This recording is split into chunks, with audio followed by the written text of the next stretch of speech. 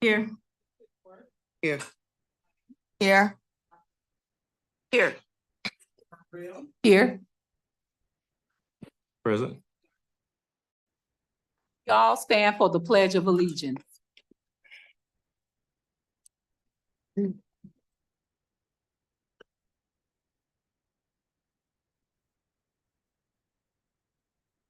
I pledge allegiance to the flag Of the United States of America and to the republic for which it stands, one nation, under God, indivisible, with liberty and justice for all. Thank you.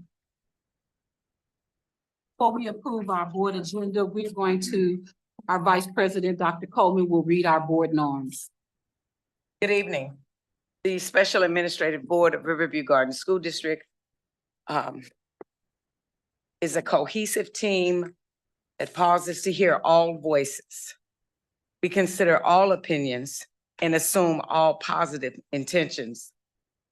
We share collective agreement. Collective voices help us to reach decisions. We honor and respect the work of the board, honoring and supporting board decisions at all times. Board members are prepared for meetings. They review the packet and submit questions within the established timeframe. Members of the board arrive 5 minutes prior to the start of meetings. Administration sends board packets to the board within the identified timeframe. We do not allow outside entities to dictate board actions. SAB decisions will be made based on facts, not individual opinions or requests. We educate and encourage the community to follow proper protocols for voicing concerns, policy KC, community engagement. May I now have an approval of the agenda? Madam Chair, I'd like to adjust the agenda, please. Yes, ma'am. I would like to go from move the discussion item number J, federal programs. I'd like to move that to item A. And I would also like to move up item D, Ephesians of the portion of the district's outstanding general obligation bonds, the series 2018 A. Board members, you have heard Dr. Pruitt Adams' request to make those adjustments. All in favor? Aye. Any opposers? Thank you. To patrons' participation, we have anyone that wants to speak before the board? Okay. We will now then therefore go to item 4, Riverview Gardens new board member candidate section. Good evening, Special Administrative Board. This is Shay Fields.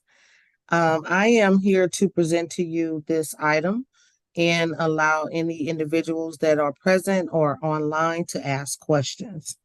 So I'll begin by saying that at the last board meeting, the board voted unanimously to direct administration to hold this session and to give detailed information about the candidate filing process and also to provide any necessary guidance on the required process. So I'll begin by saying that during the April 2024 general election, there will be 2 board of director seats available for Riverview Gardens Special Administrative Board. And just as a side note, for those who may not know, the Special Administrative Board as of July 1st will be called the Riverview Gardens Board of Education. So this evening, I will share some detailed information in hopes of helping individuals who may be interested in filing for the Special Administrative Board. And then Mr. Ishmael Sistrunk will follow up with all of the efforts that we have done as an administrative team to provide this information. And then we'll allow for some questions. So the candidate session, filing session will begin on December the 5th at 8 a.m. And what will take place is called a lottery drawing. So those individuals who show up, and I'll give you the detailed information on location, who show up that first day will draw numbers, and that will determine how they will fall on the ballot in April. Also, the filing will end on December 26th at 5 p.m. And so there are some specific dates and times that will be shared, so that individuals will know the hours. The location to file, because we will not be accepting candidate filings at Riverview Garden Central Services.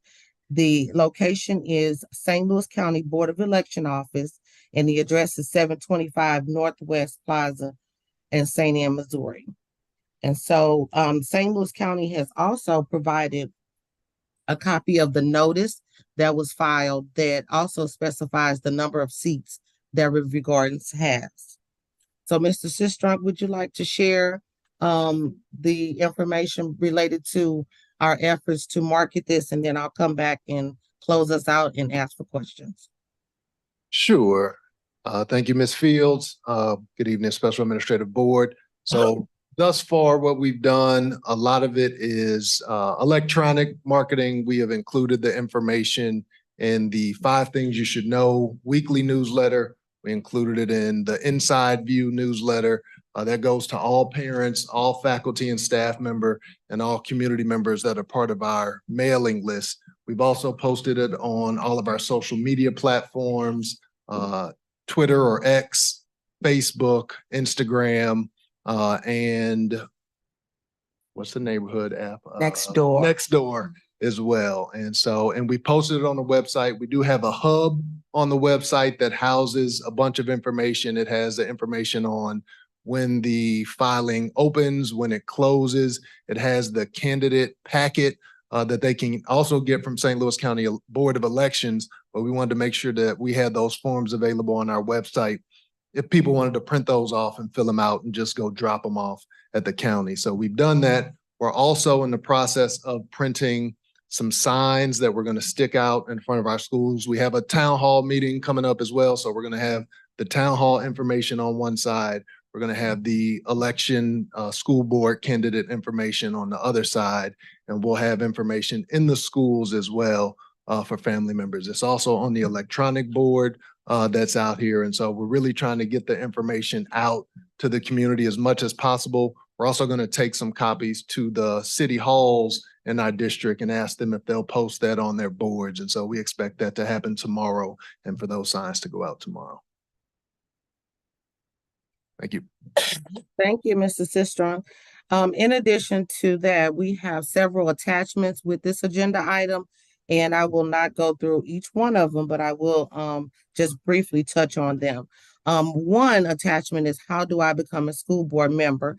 This is a document that is provided by the Missouri School Boards Association, and it provides anyone who's interested in knowing what their commitment will be, what the school board's authority will be, the relationship between the school board and the superintendent, and it also depicts some roles and responsibilities and what you should expect as a school board member.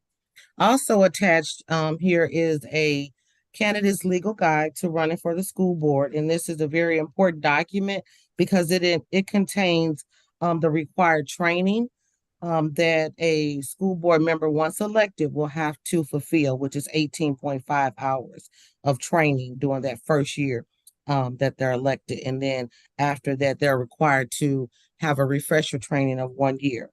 Also in this same guide is information on about campaign finance and so forth. So anyone that's interested should look at those, print them, and review. The other document attached again is the new board essential training provided by the Missouri School Boards Association, and it breaks down those hours for the individual that's interested. And then lastly, well, next to last, I have attached the board reorganizational facts with like FAQs and things of that nature.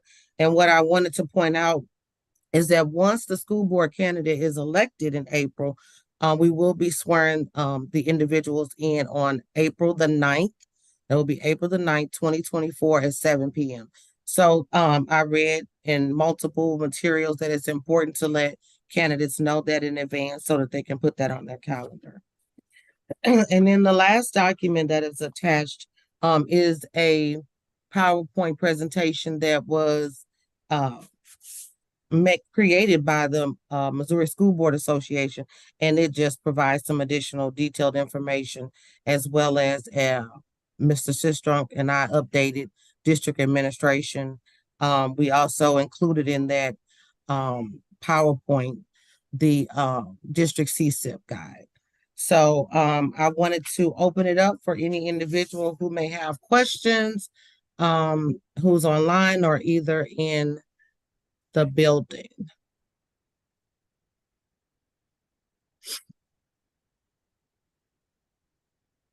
No questions? Does any board members have any questions of me?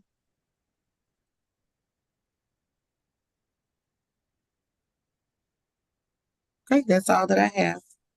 Thank you. You're welcome. We will now go to announcement. Do you want to have announcement?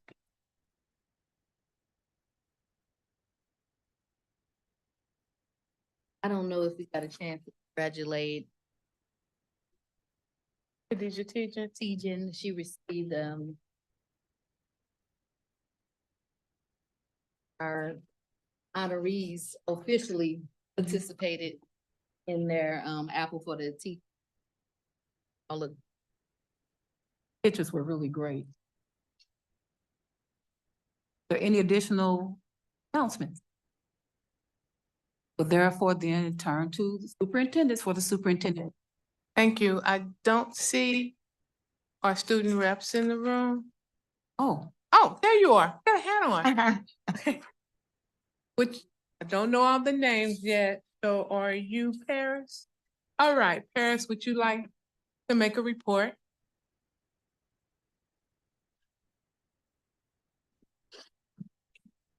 Good evening, Special Administrative Board, Dr. Pruitt Adams, and community. At review, there has been a lot of positive things occurring within the student body. Firstly, the senior class has already managed to accumulate over $4 million in scholarships and it's only the first semester. All right. Secondly, there has been a lot of college tours occurring at review. Seniors have managed to visit colleges such as Maryville, Missouri Baptist, and upcoming Lindenwood University, I believe it's pronounced. And lastly, we have an author visit occurring on Friday that I heard some board members will be attending. Very excited about that. The author would be Kendra Blake of Champion of Fate, which is a book like a fantasy book. And I'm just very excited for the meeting. I'm excited to see you all there. Thank you. Thank you.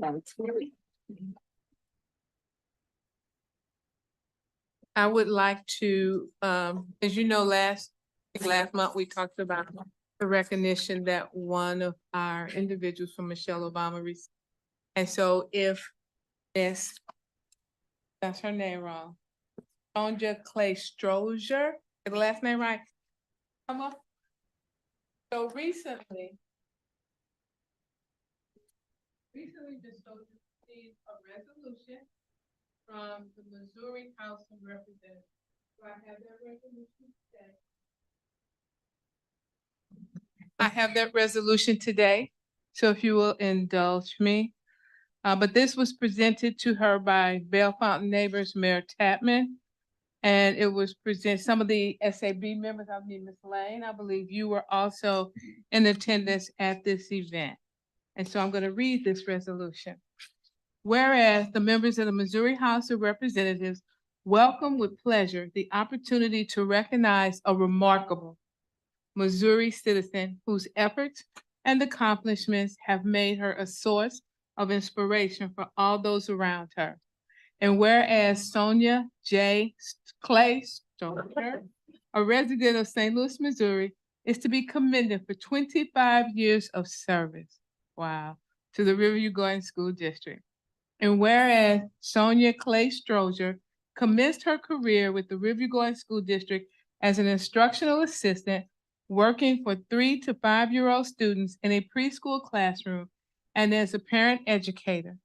And whereas on January 2022, Sonia Clay Strozier took on the duties and responsibilities of the Riverview Gardens Direct District's Parents as Teachers Coordinator, a position for which she has had the opportunity to work with families and make a positive impact on their children.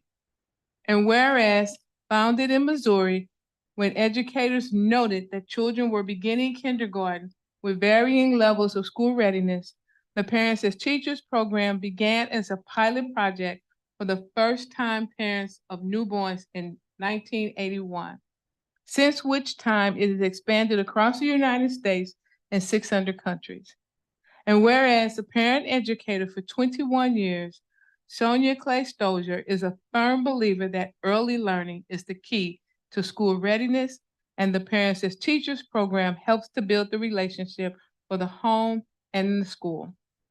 And whereas Sonia Clay Stozier has been blessed with the love and support of her wonderfully devoted husband, Lee Stozier, now therefore be it resolved that we, the members of the Missouri House of Representatives 102nd General Assembly, join in extending our most hearty appreciation to Sonia Clay Stozier for 25 years of service to the Riverview Garden School District, and in further wishing her continued success in all future endeavors. And be it further resolved that the Chief Clerk of the Missouri House of Representatives be instructed to prepare a properly inscribed copy of this resolution for Sonia Clay Stozier. And this is presented by Representative Marlene Terry, District Number 66.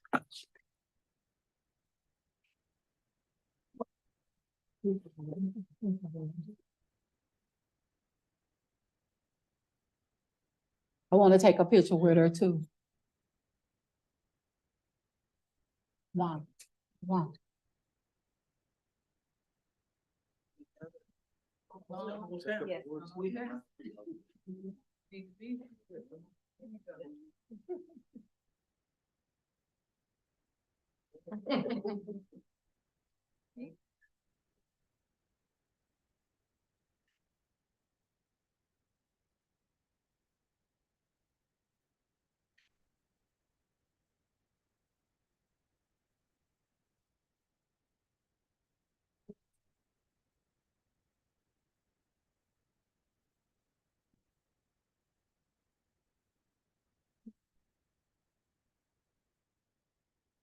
I guess.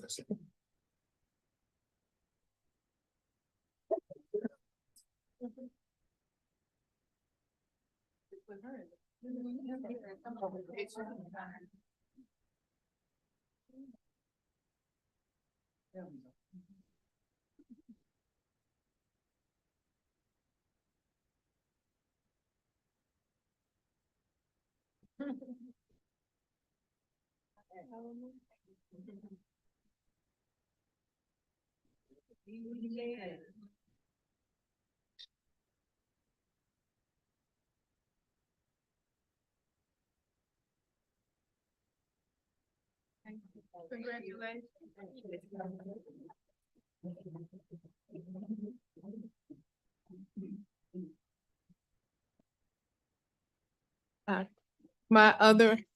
I'm sorry.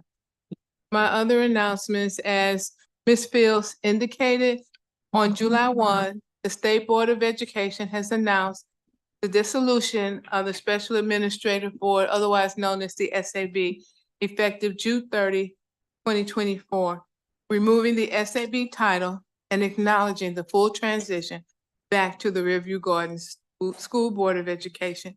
As indicated, there are 2 seats available. Also, on December 14th at 6 p.m. at Westview Middle School, we will host our first town hall. For this semester, we are going to cover the State of the District address, as well as share our survey data, which is a part of the requirement for the State Department of Education. Also, in January, we will be coming forth with a different State of the District address, which will be tied to our 2023 map data. We received notice yesterday that it will be released to school systems on the 11th, but however, it will be embargoed and not for public display until the 18th. our last board meeting before winter break is the 12th.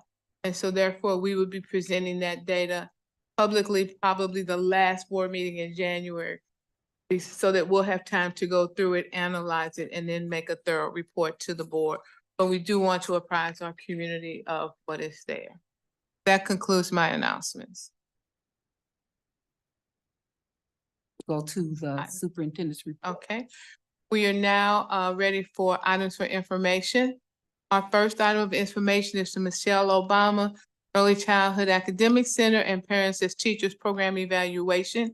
Making this presentation is Dr. Anita Williams, Director of the Early Childhood Center. This is in compliance with CSIP's Goal 1 and Board Policy IM, Evaluation of Instructional Programs. This item again is for information. Dr. Williams.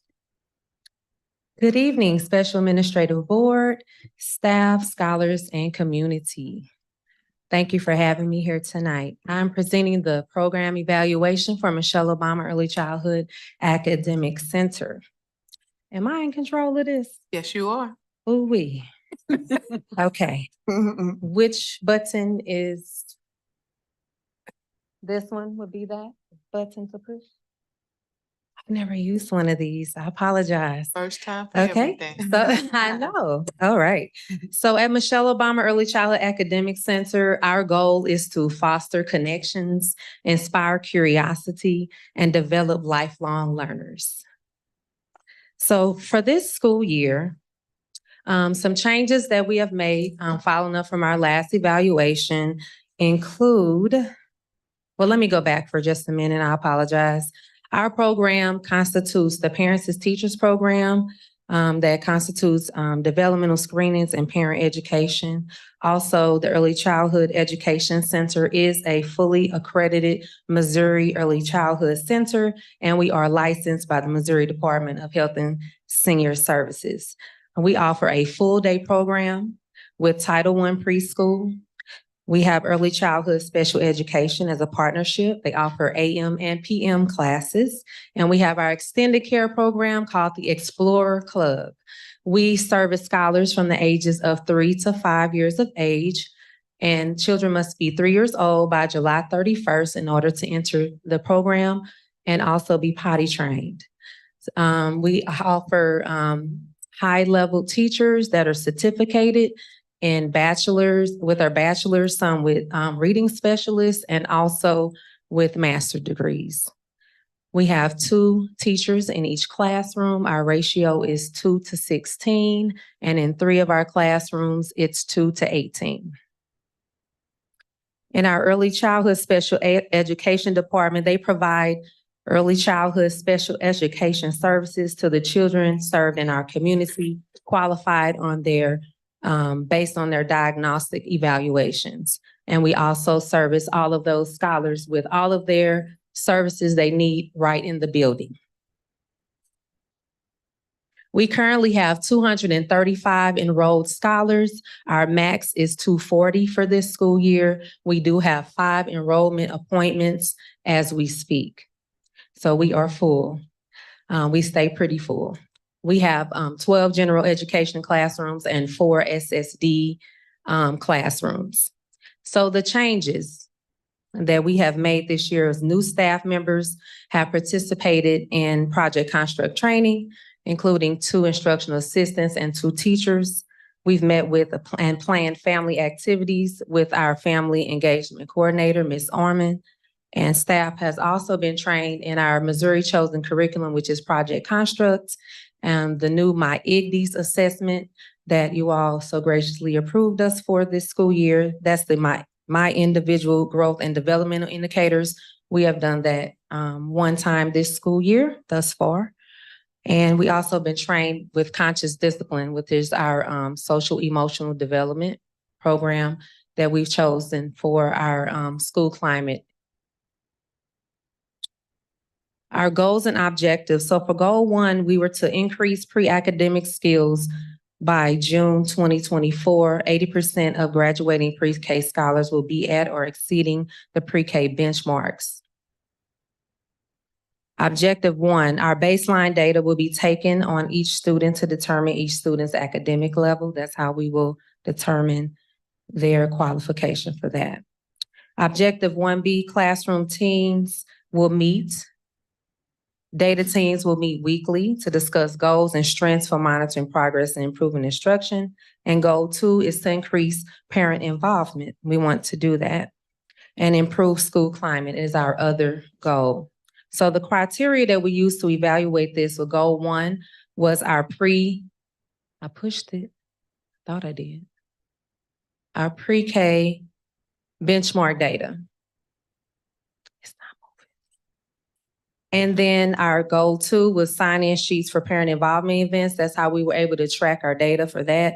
And goal 3 was our staff school climate survey.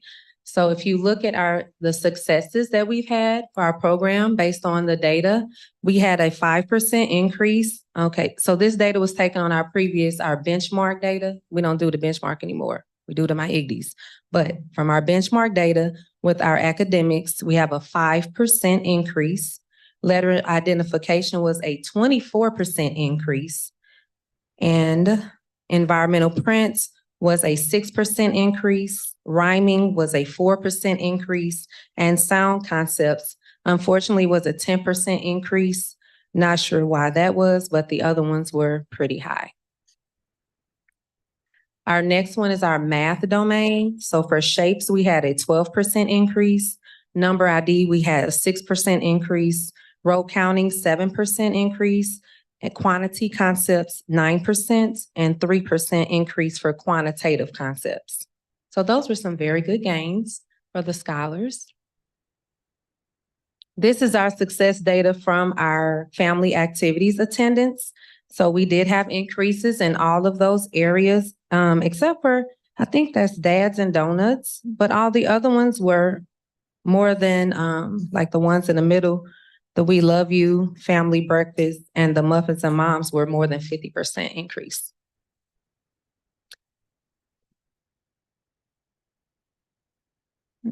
We also decided to change the titles of some of our activities to be more inclusive. So instead of having like the dad and daughter dance and things like that, we titled it the Kiss Dance, which is kids invite someone special. So then it would be inclusive of everyone. And we also titled our moms and muffins, and instead of donuts and dad, we call it parents as pastries. So that included all parents as well. Our school climate survey did increase as well. For the parents, they were talking about, they said, my scholars' needs are being met at our school. So that went up from about 80-something% to 92. I can't really see it. I'm sorry, I should have made the graph a different color, the bar. And then my scholar has a positive learning environment was pretty even. They feel greatly about that as well, almost 100%. And the school is clean and well maintained. It was increased over that year. And I'm always informed of all important school information. They're pretty much informed. They feel very informed. So I appreciate that. So our next part is opportunities and next steps. So these are some recommendations and some things that we are working on this year. Monitoring the consistency and the fidelity of the MyIGDs implementation. Continued alignment of the assessment and the curriculum that we're working with.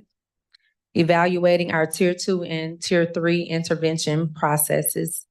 Evaluating parent involvement activities for participation, and developing an ongoing school-wide strategies for teachers teaching specific school-wide behaviors like PBS, and combining conscious discipline together so we can have a cohesive program. We also want to make sure that all our teachers and instructional assistants are trained in Project Construct. And we want to start a PTO. That's something we're working with Ms. Armin on, and we appreciate her assistance with that. We also would like to add a literacy-based program through a community partner such as ICME. And I also, from the last time that we spoke, have looked into the Dolly Parton book program. Upon looking on that, I did fill out an application and an interest letter for this area. And then about A month ago, we received information from the Missouri Department that it was a statewide initiative. So we are excited about having that program. It is voluntary from the parents, though. We can't do it for them. I thought it was something that we could do in our building as a building being cohesive, but it's up to the parents to sign up for the program, and they will receive a book all the way up to their 5 years old. So we are encouraging the parents. We're sending it out on ClassTag, Google Classroom, and in our newsletters, encouraging them to sign up for that opportunity. Begin the Waterford Reading Program with the PK4 scholars as the instructional practice and RTI for our scholars. And we want to increase our partnership with YWCA, including an early start program starting from 6 weeks to 2 years old in our building. We would like to expand the early childhood class, the building that we're in now, by 2 classrooms, and also survey the elementary schools to inquire about any unused space that they have in their building that we can possibly open up a satellite. We need at this time, if at all possible, part-time librarian, a social worker, and a counselor. That would very help our program. We've never had those before. That would help us succeed in some of the areas that I've mentioned before and to help us to attain our goals that we have. Some of the celebrations that we have: last year we read 4,695 books. We created an outdoor classroom adjacent to our playground where the scholars can still be outside and enjoy the outdoor and still do the same activities that they do in the classroom. We had 131 scholars to graduate, and we serviced 52 scholars this summer to help with the achievement loss and preparation for kindergarten. Those are some of our celebrations at Michelle Obama Early Childhood, and I appreciate you all listening. Do you all have any questions for me? Yes. I was curious about special education students, but I noticed when I was service with Urban League, their parents would unenroll us, go there because of that Friday off. So I was just curious to why they don't offer services to students. You know, That's I could look something that into has that. always existed, something Mhm. that can be considered. Mhm. I was just curious about. That's a great question. I can look into that for you because I know special St. Louis Public Schools, they do go on Friday for their early childhood. Okay. Parents, they need to go to work. So trying to find other options, and then because of the severity of that child's disability, they needed to be in the school. Right. But not having a provider, they unenroll to try to. Wow. Right. And we want them to have that high quality education. So that's a great question. I'll look into that. Yes, ma'am, I have a question. I know that the children start at age 3. But Parents as Teachers Organization, I'm told, really began communicating with parent in vitro. Yes, ma'am, in utero, yes. In utero. And so can you explain a little bit more about how that program actually benefits and helps our students when they start at age 3 at your facility? Well, the sooner they begin, they can start forming those relationships with the parents as teacher, the educators and the teachers at the building, and building that foundation for their learning. So the parents also get an opportunity to set goals as well. So it bridges the gap between home and school. They come to the school sometimes for family connections and home visits and things like that. So it's basically about building that first foundation, that relationship, and empowering the parent. You get a lot of participation from your parents doing that? We have quite a few. Some of our parents come from the school. So if they are already enrolled at our school, then we offer the program to them. So when they first enroll, because the parents educators, they do the dial screening for them. That's their screening to come into the building. So to be enrolled into a classroom, the parents educators, they do the dial. So they Yes. Where you at? Okay, go ahead. Well, I'm gonna let Miss Sonia talk. She's next anyway. I'm gonna hand it off to her so she can give you a better understanding. Any more questions for me? I have one. Yes, ma'am. Okay, so is that learning in utero? In utero. Prenatally, prenatal. We just call it prenatal.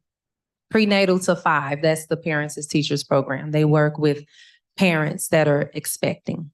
And that's the next presentation, right? Yes, ma'am. Okay. Miss Sonia will give you the Parents as Teacher portion, okay? You know how to work that? I think it's this one, but they started doing it for me. Okay. Okay. Okay. Good evening, Special Administrative Board, Dr. Pruitt Adams, colleagues, and community. It's good to be here this evening. There are some amazing things happening with parents as teachers, so I'm going to present to you and share with you the progress that our program has made. And my goal is really to inform you of the benefits of parents as teachers.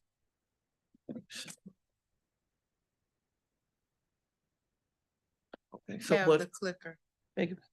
Have the. Yeah, I just clicked. Okay. All right. So what is Parents as Teachers?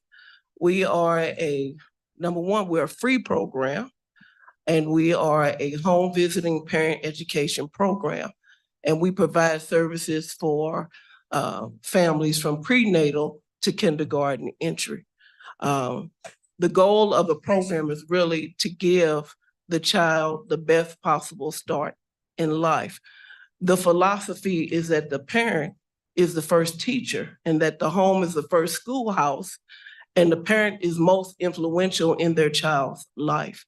So the vision of parents as teachers is that every child should have the opportunity to develop, grow, learn, and reach their full potential. So, during this process, we are helping parents on that parenting journey. With parenting, part of it is natural and the other part is learned. So we're helping and providing that support that they need as being their child's first teacher.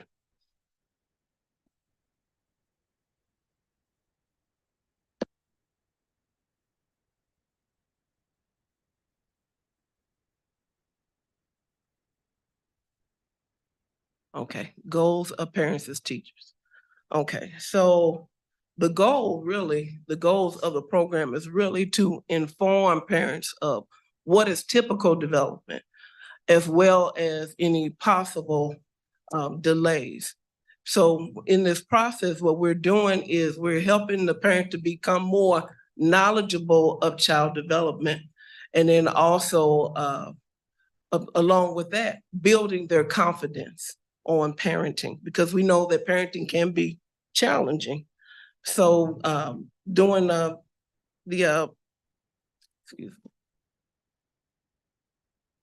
during the visits, what we do is we share research-based information, neuroscience. We cover those topics such as toileting, discipline, attachment, nutrition, and so forth. And let me give you an example. And that's referred to as developmental centered parenting. So what happens with that is that when parents observe a certain behavior in their child, we help them to be able to connect what they are observing. It's very crucial that parents really understand the stages of development, not just the milestones, because milestones can develop at any pace, and all children do not develop at the same time. But those topics such as nutrition, toileting, all of those are really important. So like with toileting, let me give you this example.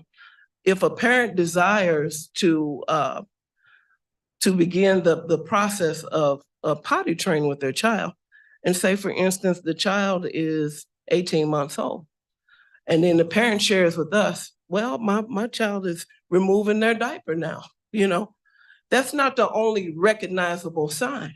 So what where we come in is that we share with them what is appropriate, you know.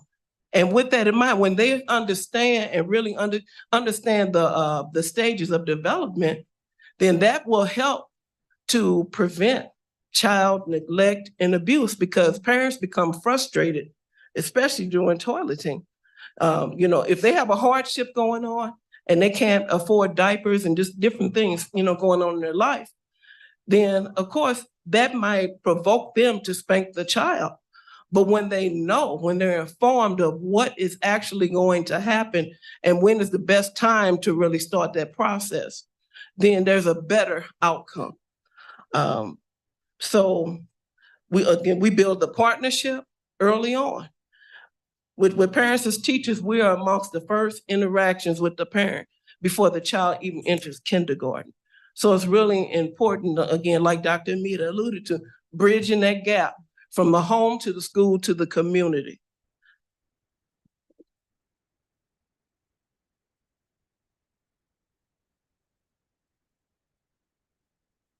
These are just the components of parents as teachers: personal visits, developmental screenings, group connections, resource connections. And I'm going to explain the components. Okay. All right, personal visits. That's the heart of our program. Care is so crucial, starting when they're prenatal. Okay, so and we serve teen families. So they don't always know. They really need someone to help and assist them. But a certified parent educator works with that parent one-on-one, educating them and you know, just on child development and those developmental center parenting topics. And what we do is we'll bring in activities, we give them handouts that they can use as a frame of reference. There's always follow-up, and that is strongly encouraged. So again, that partnership is building. So not only are we building a partnership, but we are facilitating, and we are also reflecting on their parenting practices. Because, and we're tracking their development, because we want the parent to know, you know, it's important, like when they keep their, you know, appointments, hey, we're tracking your child's development. You know, this is key. We want to see the progress they're making, the impact that we're making to help them. And with parents as teachers is a strength-based program. So, you know, you can't be judgmental. We have to be non-judgmental and find the strengths in every family, you know, no matter what it looks like. You know, we have to dig deep. And sometimes that process can take a while for parents, number one, to be comfortable with us. Because sometimes the perspective is that you're going to come and take my child out of my home. So, you know, we're really trying to really build that relationship early on. And when parents are enrolled into our program, they're more involved in their parenting process. And again, the outcomes are better. They're more ready for school.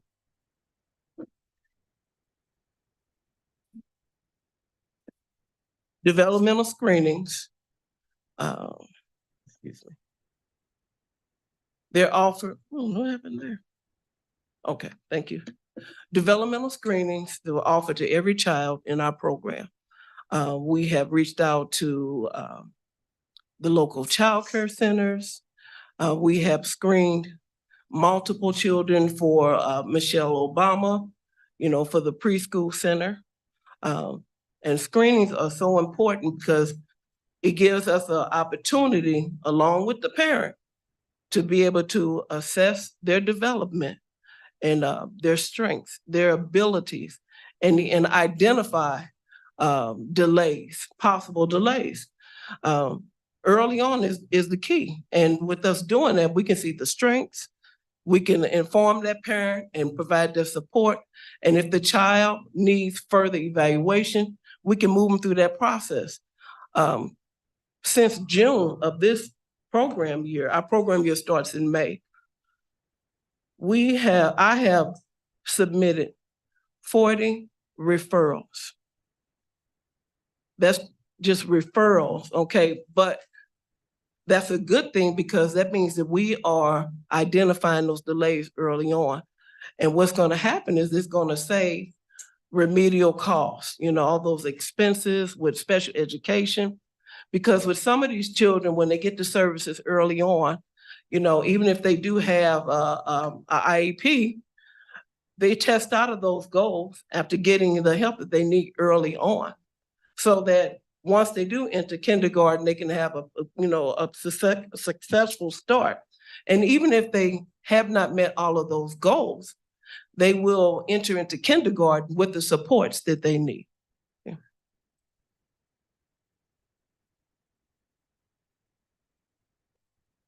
Group connections. The purpose of group connections is really to allow families to come together and to network and to share experiences, that are common amongst them. And then really to build new insight. And then out of those connections, we can also, even with their suggestions, even have new ones, So we've had a couple of slides up. I'm going to show you some of the highlights. But with the group connections, initially in 21, 22, they were offered virtually. And the parents, based on the parent satisfaction surveys, they didn't want that. They wanted in person. Everybody wanted to go back to that sense of normalcy. So all of our group connections have been successful. There's always been some families to attend. In the past, there were some we had people didn't even show up. So, I mean, that's huge in itself. Some of our partners are St. Louis County Library, Lewis and Clark, Cecilia. She tells stories at the library, and she'll be coming to our site in the spring. Ready Readers also hosts a group connection for us. There are team group connections at the high school, and then also at ACE. But with the ACE sites, mainly our parent educators that serve them are doing like visits one-on-one. Yeah. This is our resource network, like a St. Louis Diaper Bank. That's huge for us because when families participate in our program, they are able to get diapers, for each visit, up to twice a month. So that really helps them out, to supplement or even just to help families that really don't have the resources. Another resource is First Steps in special school district, local food pantries, organizations for utility assistance, and so forth.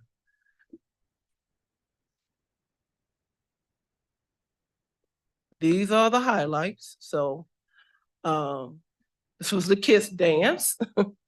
And then we have the librarian, Cecilia, at Lewis and Clark Library. And then we have one also at Michelle Obama called Seasons, where the families come out and interact, and it was really fun. But the families really do enjoy coming together.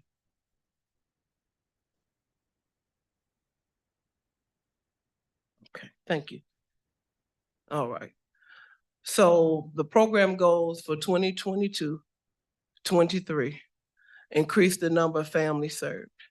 And we did, and you'll see on probably the next slide, but we increased the number of families that we served. We provided an enrollment online with the QR code. We launched that back in February. We increased our recruitment efforts in the community with community events such as Back to the School Bash, Living with Purpose, the Help Summit. And then also we have recruited some of the elementary schools, and even when parents bring their children in for screening. So we also have placed yard signs advertising parents as teachers at each of the elementary schools, and poster boards where the parent could just scan to enroll into our program. And of course, we increased our screenings. We increased screenings nearly 70% from the year before. Okay. So, and you'll see the comparison, I'm sorry. But yeah, so this is like trying to rebound from the pandemic. So, I mean, the numbers were, the number of families we served was lower. The visits were high. The screenings were lower for the simple reason is that, you know, again, most parents didn't really want to come to the building. You know, people were still not very comfortable, you know, really just coming out during that time. Next slide, please.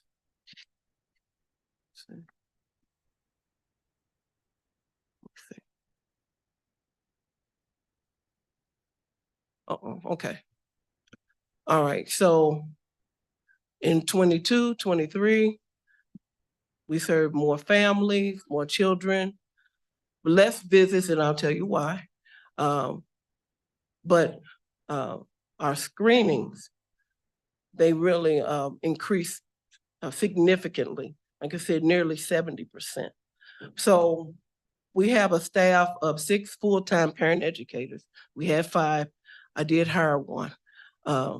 But what happened was with the 5, and even myself, in order to get the screening numbers up, I had to have 3 of them go to the local childcare centers to screen, trying to increase the screening numbers. You know, I was trying to really be creative. Did not hire another person for the simple reason, I feel like you need to build numbers before you sit up and start paying out salaries, you know, because you don't want to, you know, waste the district's money. But so, I mean, you know, that was huge progress right there. Let me see. Okay, so like I stated, we hired a full-time parent educator. This is for this program year. We hired a part-time screener. We still need another screener. We just went through quite a few challenges and where people would apply or schedule and wouldn't show up. So went through that. But the screener that we do have has been very instrumental because now she's able to take some of that weight off of the parent educators and actually go into the local childcare centers. So, and she's doing great. And that was her background, screening. That was her degree. So our goal is to provide kindergarten readiness screenings or, you know, mass screenings to the children in the elementary schools. That's the missing piece right there. This is where we need the district to really come together, pull together, so that we can reach those kiddos that will be starting kindergarten. And we need to start early because we don't want the children to fall through the cracks, so to speak. If they need that help early on and they need, you know, have they've been identified with delays, we can get the services for them early on. So that is definitely a goal of ours. And then to promote our program on social media. We currently have, that number is different now. We currently have 111 families enrolled that are active and 141 children. And that number is increasing, and that's from children, that's from prenatal to 5 years of age. We have recruits that are parent educators or making those attempts to reach out to. So those numbers are increasing. The sky is the limit. I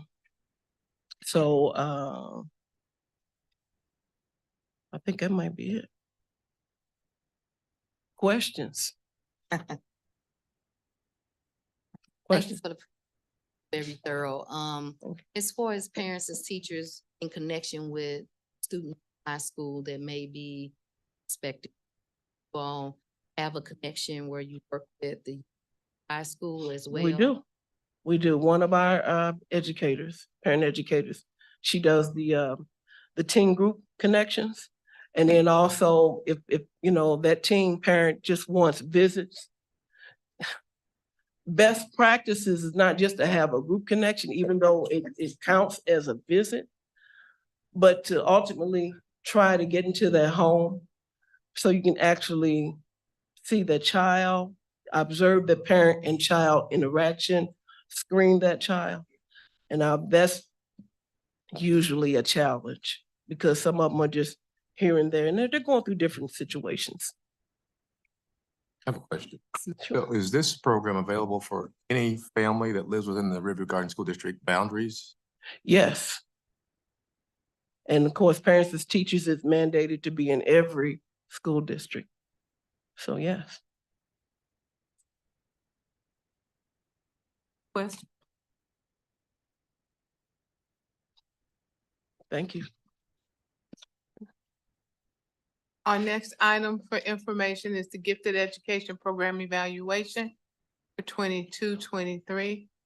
This item is also in compliance with CSIP's Goal 1, Student Performance Strategies 1 and 2, and Board Policy IM Program Evaluation. Making this presentation is Dr. Linda Smith, Gifted Ed teacher. Sorry about that. Jill Myson, Gifted Ed teacher, and Dr. Tiffany Hunter, Science Coordinator. Good evening, Special Administrative Board, Dr. JPA, colleagues, and community. I have the honor and privilege of standing before you and sharing the wonderful things that are taking place in REACH. I'm joined by our wonderful gifted specialist, Dr. Linda Smith Harsley and Miss Jill Meeson. And so we're going to dive right on into it. And so Dr. Linda is going to share some things with you. Okay. Okay, good evening. Okay, let's start with the next slide, please. You have control. The clicker.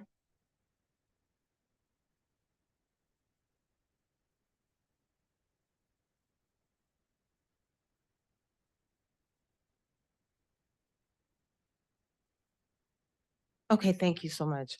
Okay, REACH stands for Reaching Educationally, Academically Challenging Heights. Our mission is to provide a differentiated learning environment for gifted scholars that promotes creativity, problem solving, collaboration, and a growth mindset to prepare students to compete and contribute in a global. Okay, the next slide, thank you. The REACH program is a pull-out gifted education program where students from grades K through 8 receive gifted services for 150 minutes a week. High school REACH students are a part of our gifted resource model where students receive individualized instructions. Now, in order to qualify for these services, a student must meet the state minimum requirement of a score of 125 on an IQ test. Ms. Meeson and I serve all of the 12 schools. In grades K through 2, we serve 18 scholars. In grades 3 through 5, we serve 35 scholars. In grades 6 through 8, there are 13 scholars in the programs. And at the high school level, we have 15 high schoolers. Okay. Changes made. Well, in the fall of the year, we conduct kindergarten screening. Ms. Meeson and I have the pleasure of visiting every school in the entire Riverview Gardens School District, and we screen every single kindergartner for the REACH program to help identify potential REACH candidates. Now, in the spring, we will screen every third grader using the NNAT screener to help further identify potential REACH candidates. We've established testing windows. We test in the fall and the spring of each year. Last year, the gifted specialists received training in Project Lead the Way, and we're now on Project Lead the Way trained teachers. We incorporate the Project Lead the Way units in our curriculum. This year, we are receiving letters training along with the district to help struggling readers. We are implementing social emotional learning in our curriculum units to help build social skills. We also work closely with the Gifted Resource Council of Missouri. The Gifted Resource Council of Missouri sponsors the Academic Challenge Cup. The Academic Challenge Cup consists of hundreds of gifted students from the St. Louis metropolitan area that compete in various areas: creative problem solving, equations, and linguistics.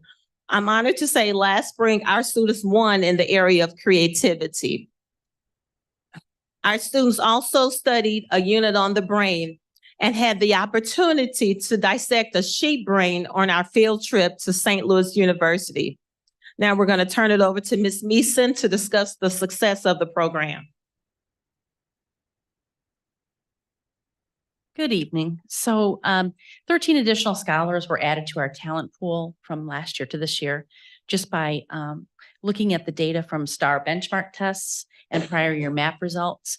We'll continue to do that dissection of data as well.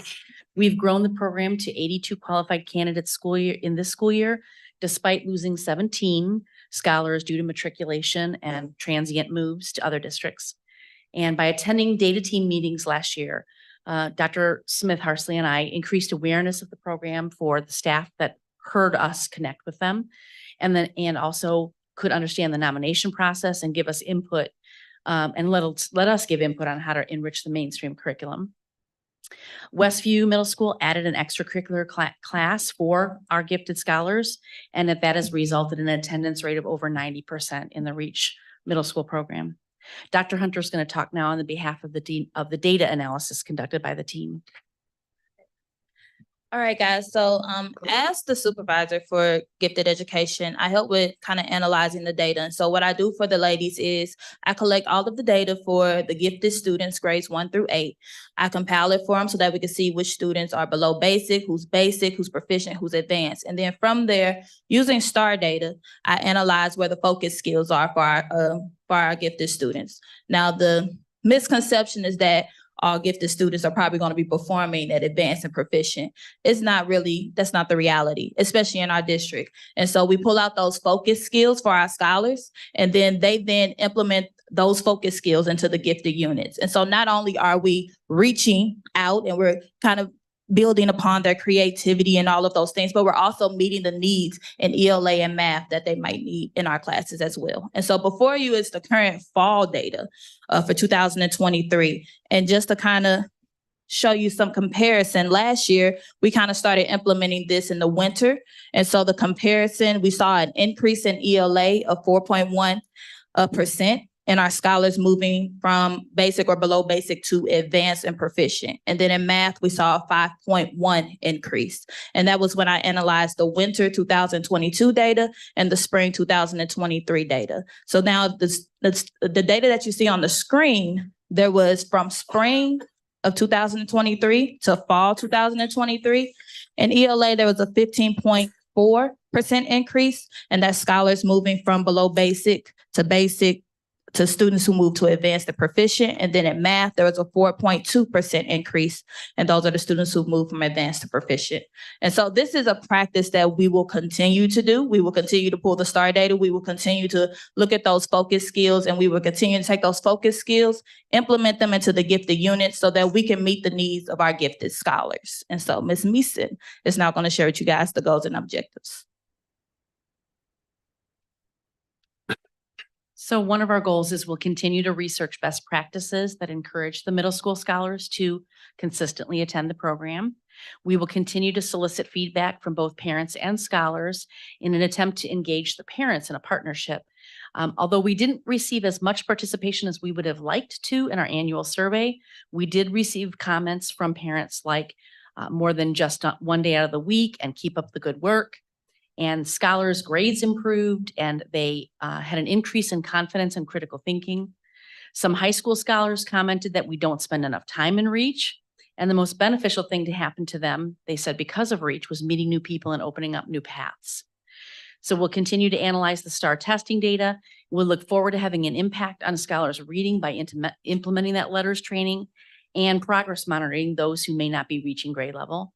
And we're excited to foster encourage STEM and critical thinking skills by utilizing those PLTW units in our curriculum. And so the tools and criteria that we will use to evaluate this, we will continue to collect data on attendance of all scholars in the program, closely monitoring the middle school scholars' attendance. We will continue to administer annual surveys, work with the communications team on what channels work best to encourage more participation with these devices. And we will make standard our practice to analyze that standardized testing data in order to meet our scholars where they are, while also bolstering their strength. We will utilize the data that we collect from those student interest surveys and our own summative pre and post assessments to inform our practices.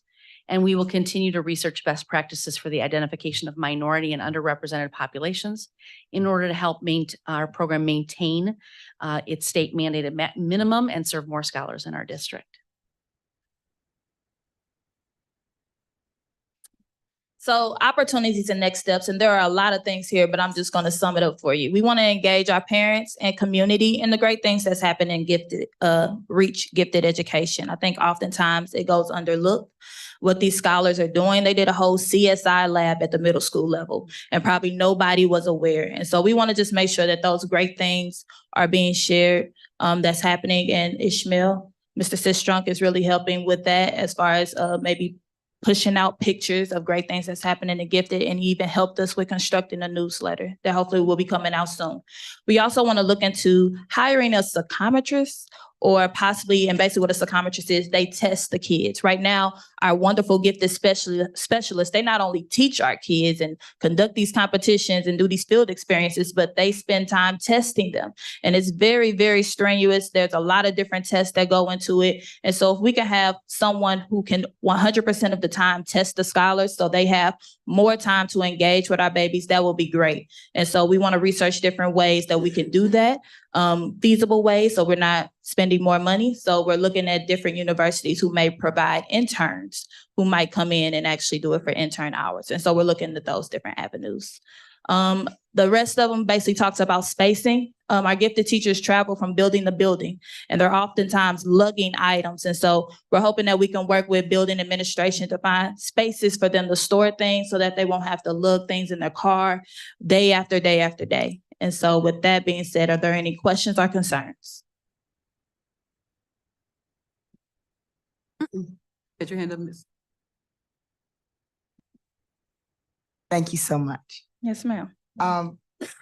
I was reading something, I can't remember which one of these files, but I saw something that a sense of humor part of something that part of being gifted, or you might have been looking at our gifted manual, which is also on the items for discussion. And underneath it talks about the characteristics of gifted scholars. And right, so maybe that's it. It's not what everyone thinks oftentimes. And last time I presented, I said this, you think it's the student that's sitting there and they're quiet, they have straight A's, all of those different things. And it's not such. Oftentimes our gifted babies are kind of quirky, you know, they do have a different type of sense of humor. They might worry about things that maybe someone their age should not worry about. So their thinking, their processing is a little more advanced. And that's why we can't just base nominations off of, is this a straight A student?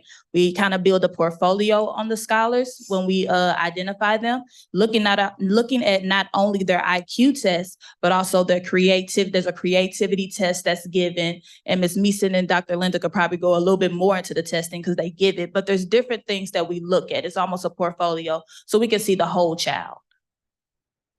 Thank you for that explanation, because that was not my idea of what a gifted student was. I didn't know it. So this is something that is expanded from the traditional.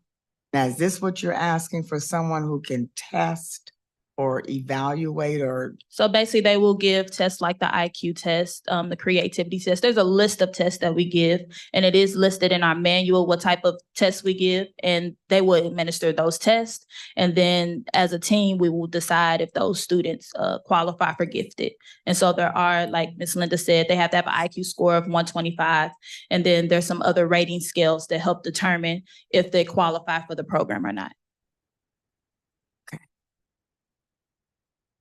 I was interested in just better understanding what is research saying about lack of correlation between their IQ and the app assessments, and of course, kind of lost with. I have a research guru.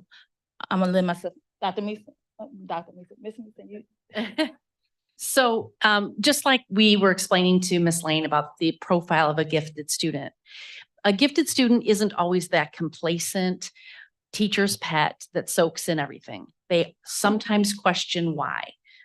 Rote repetition of assignments may be lost on them. And so therefore, gifted kids have asynchronous development. many times in their field of social emotional skills, but also in their subjects areas. Sometimes they're gifted in one area. Maybe they're gifted in the use of words, which is related to the sense of humor.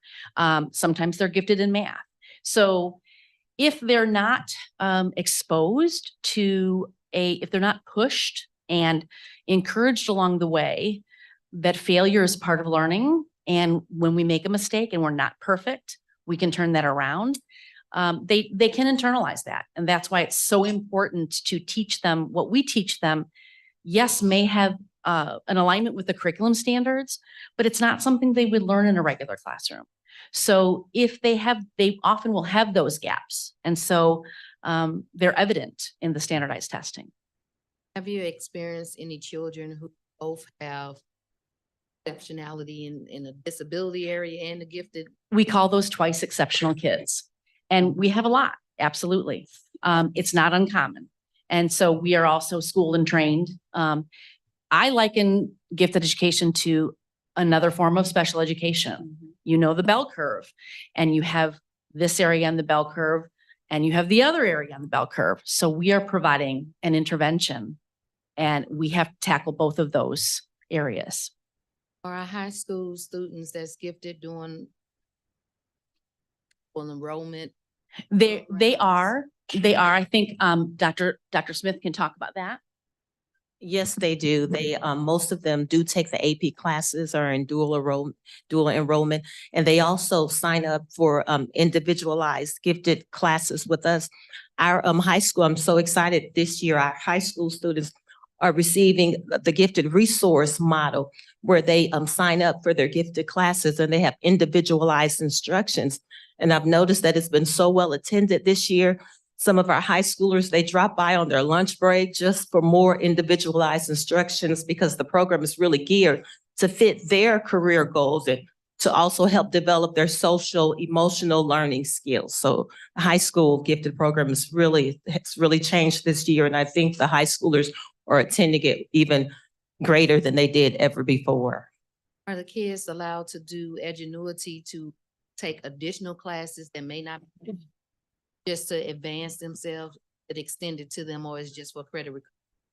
Absolutely. Well, we don't do the credit recovery, but definitely we build their curriculum around their interests. And so they fill out student interest surveys and they decide what they want to learn, what they want to research more. And for an example, we have students that are really interested in STEM and engineering and technology, and the program is built around their individual, almost IEP plan. Okay. One last question.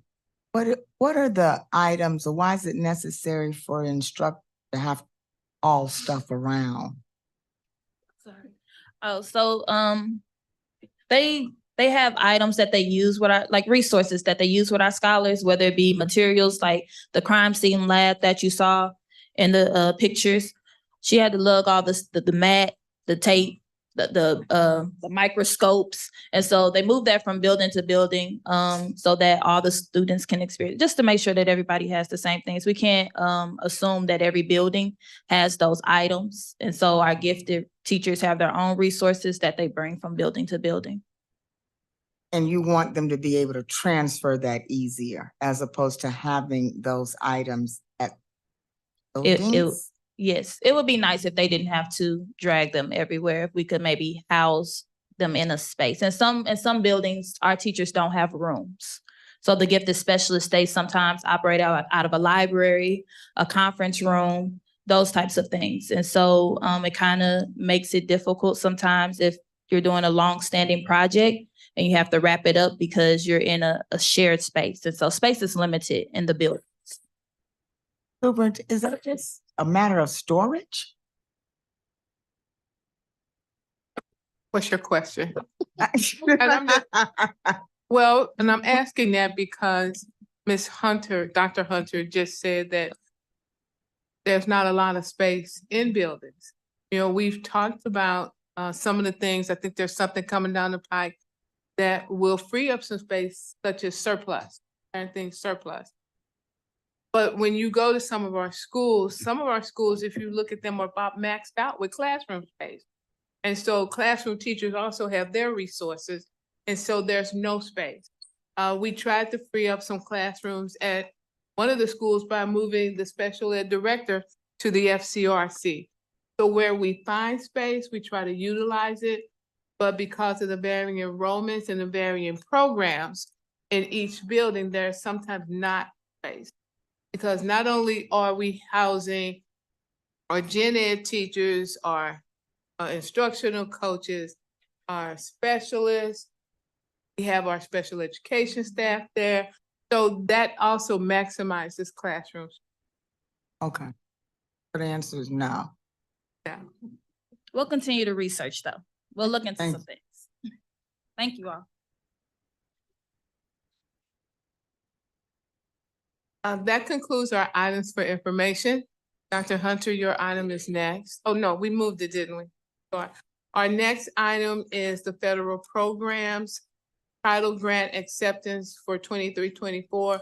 Making this presentation is Ms. Akina Curtis, who is over our federal programs. This is in compliance with CSIP's goals 1, 2, 3, and 4, and 5. And board policy DDA-AP1 grant state and federal programs administration.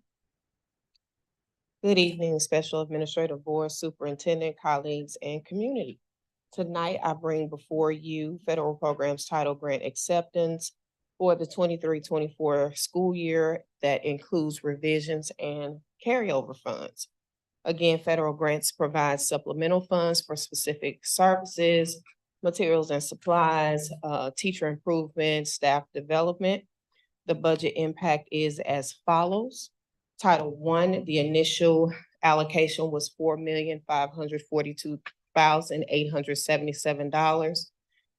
It increased a little bit over $500,000 to $5,067,136. There was no, that is inclusive of the $332 for our preschool. Title II, our initial allocation was $503,184.53. That also increased a little over $300,000 to $893,221. Title IV, the initial allocation was $335,799. That also increased a little over $300,000 to $660,699.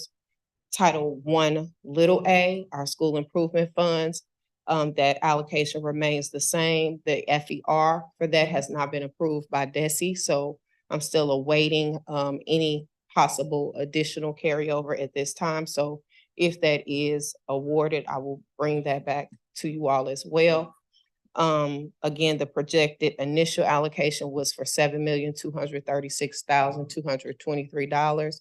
The current, inclusive of all of the carryover that we have at this time, is $8,475,419.13. It is being recommended. Federal Programs is requesting that Special Administrative Board accept and approve immediate use of available grant funds. Are there any questions? For the increase. All right. Thank you. Our next item is the defeasance of a portion of the district's outstanding general obligation bonds, the Series 2018A. Making this presentation, Dr. LaVon Singleton. Joining him is Mr. Lorenzo Boyd from Nicholas. This is in compliance with board policy BIAA fund balance and procedure DC-1-AP1, taxing and borrowing authority and limitations bond compliance. We will be asking approval at the next. Thank you. Good evening, Special Administrative Board, Dr. Pruitt-Adams, colleagues and community.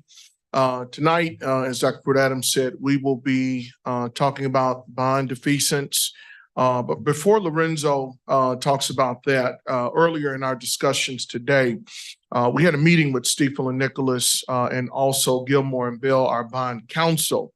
As we have mentioned to the board on a few occasions, we're looking at April the 9th to be able to go out and do a no tax rate increase measure for the ballot. We want to bring the board all the information that's necessary. And in order to do that, we certainly need to sign an engagement letter, which allows Stephen and Nicholas to go out and do the research, check the bonding capacities and those things of that nature. So I wanted to, even prior to him doing this presentation, put that before the board. And at our meeting in December, we will have a much more formal presentation, but we do have a proposal that needs to be signed, not committing us to any of the work, but allowing Stiefel to move forward with doing some of the research so that we can be properly educated on the ins and outs of the no tax rate increase. So I'm going to allow Mr. Lorenzo to move forward with his presentation. And then if there are any questions, we can answer those questions at the end. Okay, thank you. Good evening to the Special Administrative Board, Dr. Pruitt-Adams, and to the staff and to the guests. I have a short presentation for you. As Dr. Singleton mentioned, my name is Lorenzo Boyd, Managing Director of Public Finance for Stiefel. Let's go to. Okay, thank you, I appreciate that. So this presentation goes over briefly the district's outstanding bond and indebtedness, and then kind of gives a brief summary of the defeasance that Dr. Singleton was mentioning a little bit earlier. On this first slide, we have three different, what we call this is a debt profile. We have three different bond obligations that are still outstanding for the school district. We have your Series 2010 C bonds. Those were Q-Scoobies, your qualified school construction bonds. Those were originally issued back in 2010 for a little over 4.6 million. Those have a little over $3 million remaining. And as you recall, those bonds were issued through the American Recovery and Reinvestment Act back in 2009. So while you have a 5.7 interest rate there, you're receiving a subsidy of 5.52%. So the net rate that you're paying in terms of interest is 0.18% through 2026. And then you have your Series 2018 A bonds. As you recall, those were one of a no tax increase bond issue. Those were issued in the original principal amount of a little over 8.5 million. And there's approximately 5.9 million remaining. The highlight item there is there was a defeasance that we took on last year that actually paid off some of the district's outstanding indebtedness for a total of 1,970,000. That's some of the similar transactions that we're going to discuss today. And then you have your third series of bonds, which are your 2020s. Those were used to actually do a refunding of your 2010 B bonds. Those were Build America bonds, which also received a subsidy of 35% interest from the federal government. Those are still outstanding for about 4.1 million all the way through 2030. Next slide. This next slide is kind of the previous slide showed you just the principal amount that was outstanding. This is a compilation of principal and interest. So as you can see on your Q-Scoobies, you have a little over 3,993,000 remaining of total debt service principal and interest on your 2018 A bonds, a little over 7.4 million, and your 2020 bonds, a little over 4.9 million. So total principal and interest that is remaining is 15.4 million, little over 15.4 million through 2035. This graph may be a little hard to read, but I'll go over it from left to right. It's your district's levy report. Now, this just takes into account Fund 3, which is your debt service levy, your debt service fund. So going from left to right, this is how we kind of analyze the school district in terms of their debt service levy. So going from left to right, you have your tax year and then your debt year. You set your tax rate in one calendar year. That's to pay the debt the following year. The next column is your assessed valuation, AV. And then you have your growth. And as you notice there over the last 5 years, which has been very noticeable, especially in North County, the growth over the past 5 years, what you'll see there over the last 5 years, you've had over 50% growth in your assessed valuation over the last 5 years. Then your tax rate, as you can see there, your $1.77. In previous years, it was lowered this year, I'm sorry, to $1.13. So there was a 63-cent savings, almost 64-cent savings. Then you have your tax revenue from that levy. And then you have your miscellaneous funds that you're putting into your debt service fund. We just use a 5-year running average there. That's about $126,000. Then you have your debt service, as I mentioned previously, your required levy, and then your use of fund balance. And as you can see there, based on the revenue that you're generating and your debt service, you're adding to your fund balance to the tune of a little over $2 million a year, and then the aggregate totals on that page as well. The defeasance. What we did last year was pay off a little over 1.9 million of the district's outstanding general obligation bonds. We're looking to use some of the funds that you have available in your Fund 3, your debt service fund. Fund 3 can only be used to pay off general obligation bonds. It cannot be used for any other expenditures for the school district. One of the things I wanted to note too is the district lowered its debt service fund from a little over $1.77, which it had been for several years, to $1.13, almost 64 cents in total savings to the debt service levy. Right now, we're looking to do another defeasance of a little over 1.2 million. We're going to defease some of the same bonds, the 2018 bonds, 590,000 of the 2034 maturity, and 610,000 of the 2035 maturity, for a total of 1.2 million. The total defeased interest is a little over 479,000. The call date on those bonds is 4/1/2025. The maturity on the bonds that we're going to defease is 2035. So you're going to save, in terms of the interest associated with that, a little over $413,000, because you'll put that money into an escrow account. That escrow account will actually earn interest from now to 2025, April 1st, 2025. And then at that point, the bonds will be fully paid off in advance of their maturity. So those bonds will be legally off the school district's books at that point once we do the legal defeasance. This next page, just kind of a compilation of the previous page in terms of taking into account the defeasance, the debt service that we're going to defease. As I mentioned, you're going to defease a little over 1.6 million in total debt service. You're going to take about a little over 1.2 million, put it into an escrow account to pay off those bonds on April 1st of 2025. And those bonds will be paid off roughly 10 years prior to their maturity date. Next slide. This is a calendar of events. I'll look at this, my slide here. I'm getting a little long in the tooth, so I have to look at my sheet here. This is a schedule of events in terms of the transaction. We started the transaction roughly in October. We have our board meeting today where we present the defeasance and we look for final approval of the resolution, which is presented before you today, with a closing of December 19th. On the closing date, that's when the district will wire the funds to the escrow agent to pay off those bonds in advance of their maturity. And with that, I'll open up for any questions. So we're taking the money to pay off bonds early, and the money used to pay off early being put in an escrow account. Exactly right. Right. So could that money be used for anything else? No, other than bond payoff? No. So money in the Fund 3, which is the debt service fund, the only thing that money can be used for is to pay off your outstanding general obligation bonds. So it cannot be used for any other expenditures. And once that money is in the escrow, it's legally defeased. So that means it's sitting there and it's legally off the district's books until 2025. We're paying off the bond 10 years early. Is that right? Did I understand that? Exactly right. So the original final maturity is 2035. All bonds have a call date. So you're able to actually have those bonds. You're able to call those bonds. That's why it sits in the escrow for roughly 18 months or so. So sit in that escrow account, earn interest for the district.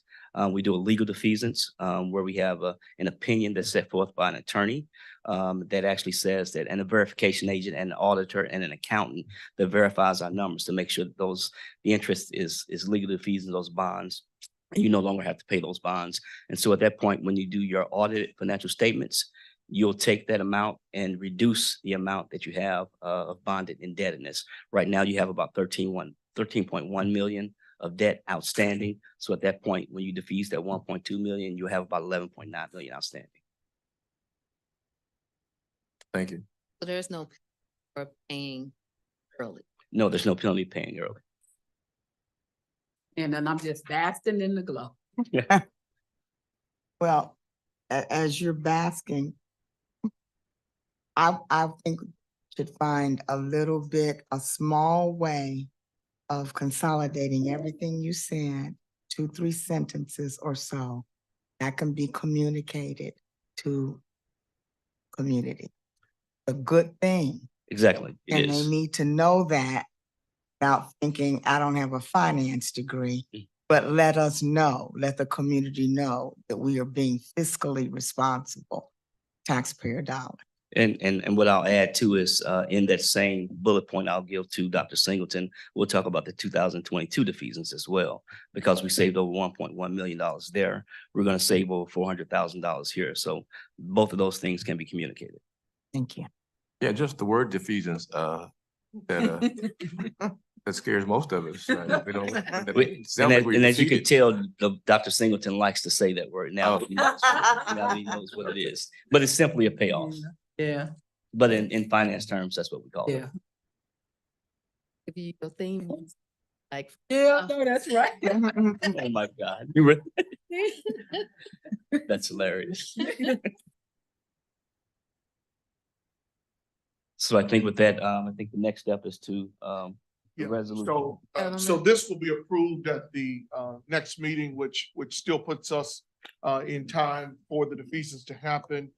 The other piece is, again, we just wanted to make sure the board, at the December 12th meeting, Lorenzo and I, we're gonna bring the board fully all the information that needs to happen for this no tax rate increase, okay?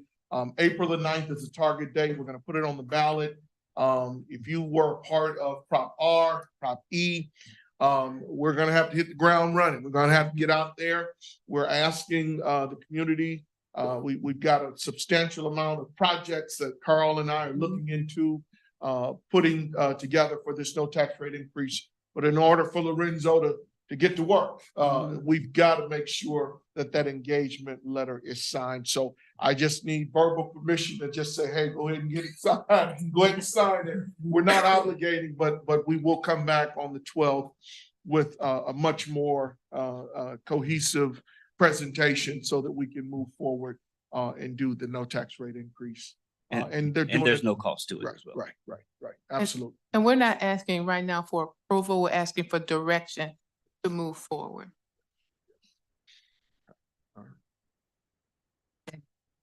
You can do that. You can just give us direction to move forward if the board is consensus. We're not asked to be obligated to do anything but to start to pull together the information. And at the next board meeting, when you're They'll approving present it defeasance, for I'll approval. present options for the no tax increase bond issue. Some of the key dates that I'll discuss as well. If the board decides to actually go through the process, it'll be voted in April. You have to have the ballot language done to St. Louis County by January 23rd. All in favor of moving forward? Aye. Aye. Dr. May has. Oh, you have to make I was gonna- a motion, okay. I would like to move for information gathering to take place by Steeple for The settlement the agreement. settlement agreement. Engagement. Engagement, thank you. I know. Oh, Engagement letter. Engagement. letter. Okay. May I have a second? Second. It's been motioned by Dr. Von Elliott and second by Parsley that we move forward. All in favor? Aye. Thank you. All right. Thanks, everyone. I've already signed it here, young man. We got permission now. Move forward. He calls me young man, 10 years older than him. I have grandkids. Listen, I need a copy of that. I'll scan it to you. All right, Lorenzo. You want me to make it? I need that. Don't lose it. Yeah, don't lose it. All right, I got Next, the next item. you. Am I next? Not me, okay. It's the gifted education manual for 23-24. Making this presentation is Dr. Tiffany Hunter, Science Coordinator. This is in compliance with CSIP's Goal 1, Student Performance and Board Policy, IGBB Programs for Gifted Students. We will ask approval at the next meeting. Good evening again, everyone. And so this manual really just outlines policy and procedures for REACH. It kind of outlines the expectations, how to identify scholars, all of those good things, how you can identify, and really just says the day-to-day. So basically what we expect out of our gifted students, how they can withdraw from the program if they so choose. And then it outlines the things that we discuss in our curriculum. And so this manual is often shared with parents, guardians, once you approve it, of course, building administrators, teachers, and then it'll be posted on the district website. So at this time, is there any questions? Need to change the last name on Dr. Linda Smith Harsley. Name is spelled wrong. Yes, ma'am. Thank you for catching that. First of, No, it's an update. It was one before. oh, okay. You said it was one before. It was one before. And so often I believe it's updated yearly. And so this is just an update. And so I will make that correction as well as another correction that I saw. Are there any other questions? Okay, the next item then is the summary of fund balances report for the month ending October 31st, 2023. This item is compliance with, oh, I'm sorry. I apologize. It's policies. Yeah. I am so sorry. I don't know what's going on with my glasses and my eyes today, so please forgive me. The next item is policy recommendations. It is compliance with CSIP's item 3, staffing and workplace. Also making this presentation is compliance with board policy CH, policy implementation and dissemination. Making this presentation is Ms. Jennifer Williams, Human Resources Manager.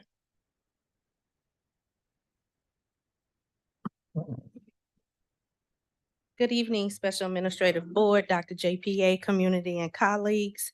I have 7 policies that I am bringing tonight for discussion. The first policy is BBF, School Board Member Ethics. This policy has been rewritten to comply with the Missouri School Board Improvement Plan. It reflects a broader approach to board ethics by addressing the duties of care, loyalty, and public trust that board members should uphold while serving the district. It is recommended that the district accepts the revision as presented by the MSBA. Policy EF, Food Service Management, is being updated to align with non-discrimination statement with what is now required by the USDA. The policy is requiring a non-discrimination statement for all entities participating in free and reduced price lunch programs. At minimum, the statement must include the institution is an equal opportunity provider. Also, all posters and other media outlets will be updated with this statement. It is recommended that the district accepts this policy as presented also by the MSBA. Policy recommendation KG. Was it a question about KG? That's community use of district facilities? Okay. MSBA is encouraging districts to consider opportunities for community use of district facilities. These opportunities would include allowing the community to use facilities for exercise, play, and other health-related activities. It is recommended that the district accept the policy as presented by the MSBA as well. Policy DGA is authorized signatures. The MSBA has updated this policy to include necessary signatures for the sale of real estate. The MSBA is updating the policy to reflect the board president and secretary be authorized to execute all leases or deeds of conveyances for the sale of real estate once approved by the board with a requisite vote. It is recommended that the district accept this policy as presented also by the MSBA. Policy IGBD, at-risk students. This policy is being updated to address the following with identifying 9th grade students and students who transfer to the district after 9th grade year who may not be on track to graduate from high school or college or career ready. It is recommended that this policy is approved as recommended by the MSBA.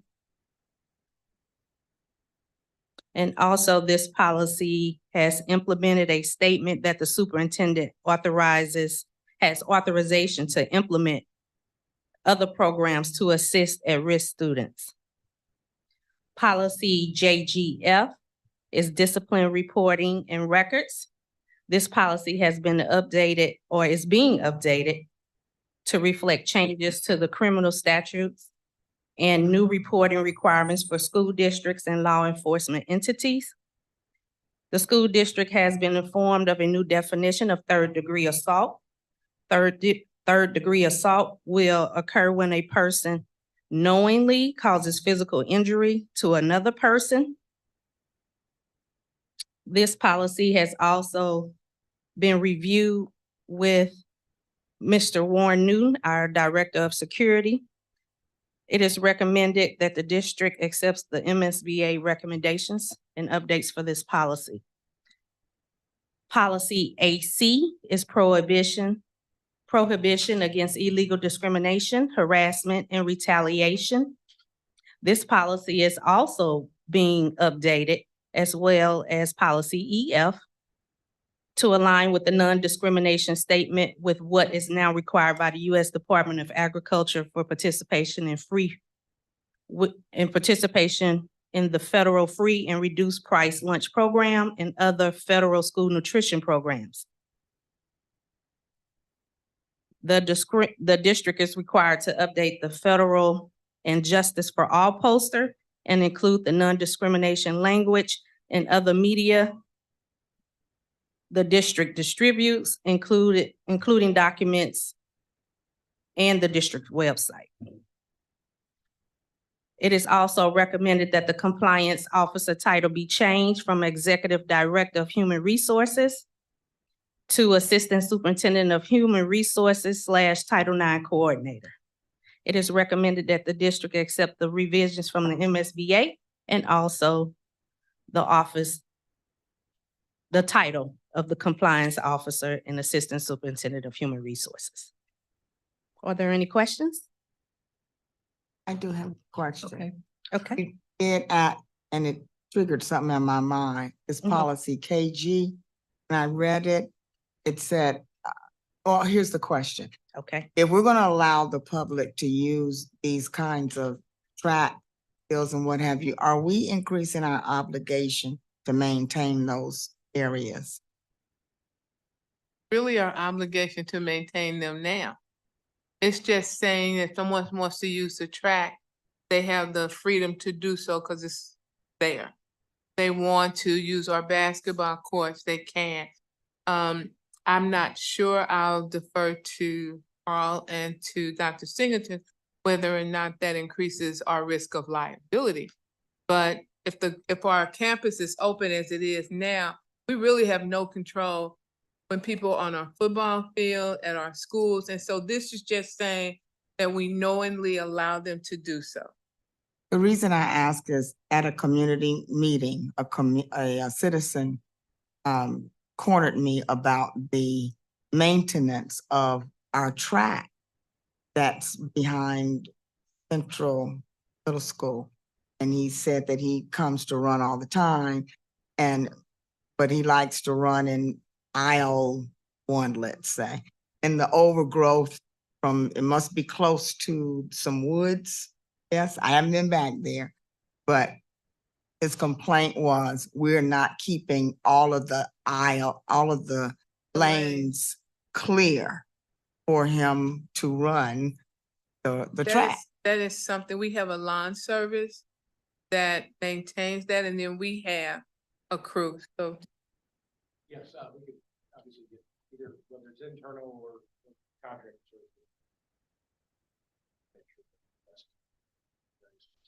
Okay, thank you. That's a responsibility either way. That's something we should just do, Okay, not just because of this policy.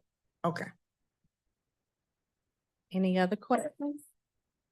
I have a question, policy AC prohibition against illegal discrimination. The section dealing with the Boy Scouts of America, equal access. I'm not sure I understand what that really means. I mean, I understand that group and the Girl Scouts are granted access to district facilities and related benefits, but then it says, or any other youth group designated in applicable federal law. Can you shed any light on what that is really saying, or? You're on policy AC? Mm-hmm.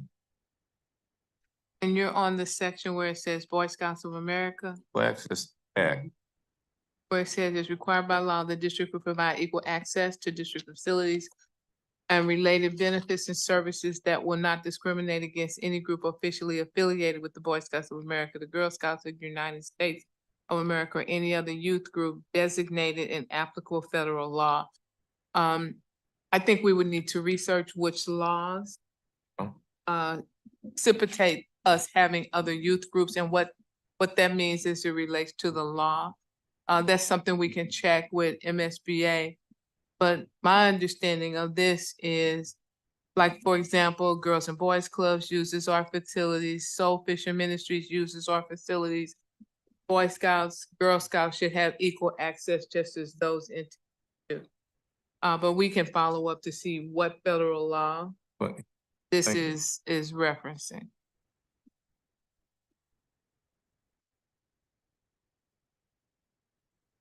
Are there any other questions? Okay. Thank you. Thank you. And now we are at the summary of fund balance report for the month ending October 31st. This is in compliance with policy DIAA fund balance, and this is being presented by Dr. Levon Singles. All right, good evening again. In the interest of time, I'm going to summarize the very first page. I've done this report numerous of times, and so if there's any questions, I'd be happy to ask. But the very first page deals with the summary of all the remaining pages. And so what I simply want to say is that first column, you can go to, okay, all right. The first column shows where we started the year, roughly $33 million. Year-to-date revenues, and keep in mind that our fiscal year starts in July, okay? So we're talking July, August, September, and October. We've taken in about $16.9 million, but we've spent about $27 million, okay? This is where that fund balance, that beginning of the year fund balance rolls over and helps us sustain until we get to tax revenues. And also, we've gotten substantial approval for our federal programs. So our ending fund balance right now is looking at about $22 million. I will say that, again, we filed a number of expenditure reports in the month of October, and we're expecting significant amounts of tax revenues to come in. So we fully expect those numbers to change over the next month or two and get us to where we need to be. So anyway, that concludes the summary of fund balance report for October the 31st. Are there any questions for me? Thank you. Thank you. The next item is a memorandum of understanding for student support services. This is in compliance with CSIP's Goal B, Collaborative Climate and Culture. Making this presentation is Dr. Patton. This is in compliance with Board's policy DFJ-2-AP1 purchasing. So good evening, SAB members, Dr. Jolin and colleagues and community. I just want to say the word defeasance. Just wanted to say that. I also timed Dr. CFO, and he did that in 1 minute and 37 seconds. So let's go. I'm going to beat your time. Tonight, I present to you a memorandum of understanding with CHADS, which is Communities Healing Adolescent Depression and Suicide, and BJC Behavioral Health. These services are being presented to Riverview Gardens free of charge. It is recommended that the SAB approve these MOUs to serve our students. Are there any questions? What type of space do they need? They just use open space, Dr. May. So they may use, as Dr. Hunter said, a classroom, an empty classroom if a teacher's on prep period, or they may use a conference room. Sometimes they use the nurse's office if it's available. So they use any space they can to help serve our students. Yes, ma'am. Please speak into I'm the mic sorry. so you picked up. BJC staff, are we talking about psychologists or Counselors. interns or? No, these are professionals and they are counselors. Okay. Mhm. Yeah. Want me to move to the next one? Chestnut Health Systems Grant. So Chestnut this is a grant, it's also an MOU. They will be adding a counselor to our ACE program to help support our students who have been assigned to the alternative high school, which is also our ACE program. These services are free of charge and they are presented by Chestnut Health Systems. Are there any questions?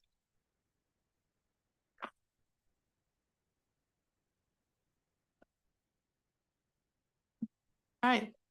Then the next one is the August through November quarterly donation. These attached to this presentation are the donations that were provided to Riverview Gardens between August and November of 2023.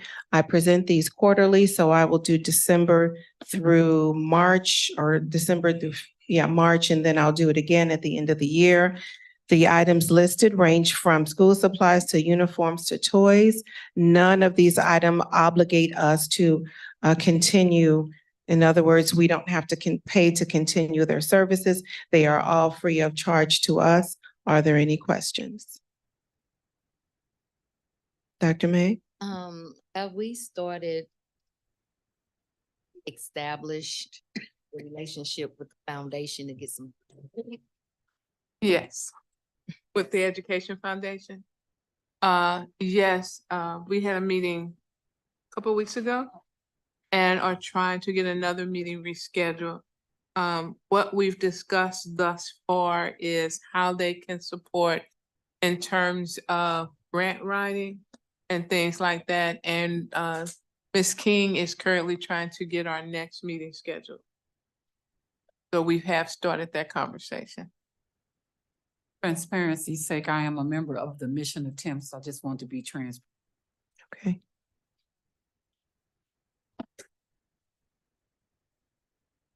There any other questions? The next item is the Students in Transition Coordinator Professional Development.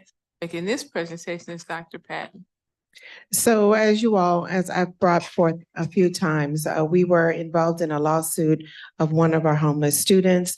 There is a 76 count consent decree that we must follow. These are action steps that we must follow in order to meet the terms of the consent decree. One of those is to bring forth a professional development plan for our student in transition coordinator. She has to receive so many hours of training on how to support our students in transition each year. So tonight I'm bringing before you the professional development plan for our student in transition coordinator. And it is recommended that the SAB approve this professional development. Are there any questions? Thank you. Next item is technology surplus item.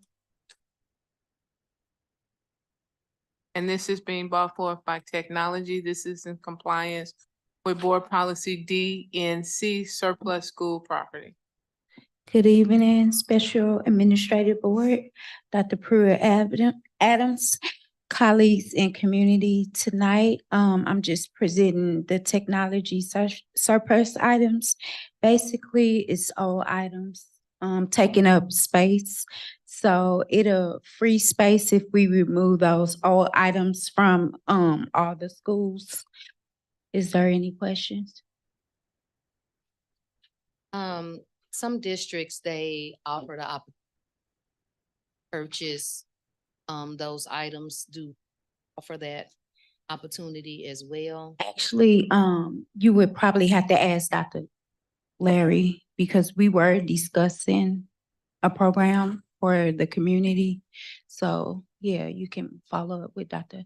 In Dr. Larry's absence, I'll try to offer some clarity. I did share with her maybe a month or so ago, there is a program where once the board approves declaring the devices surplus, they are swiped clean back to the factory setting. Because you have to take all the district data off. And if the company that I gave her is the one she's going to use, they then give those devices back to people in the community. But they can't do that unless we declare them surplus first. Any more questions? Thank you. The next item is the 23-24 Professional Development Plan.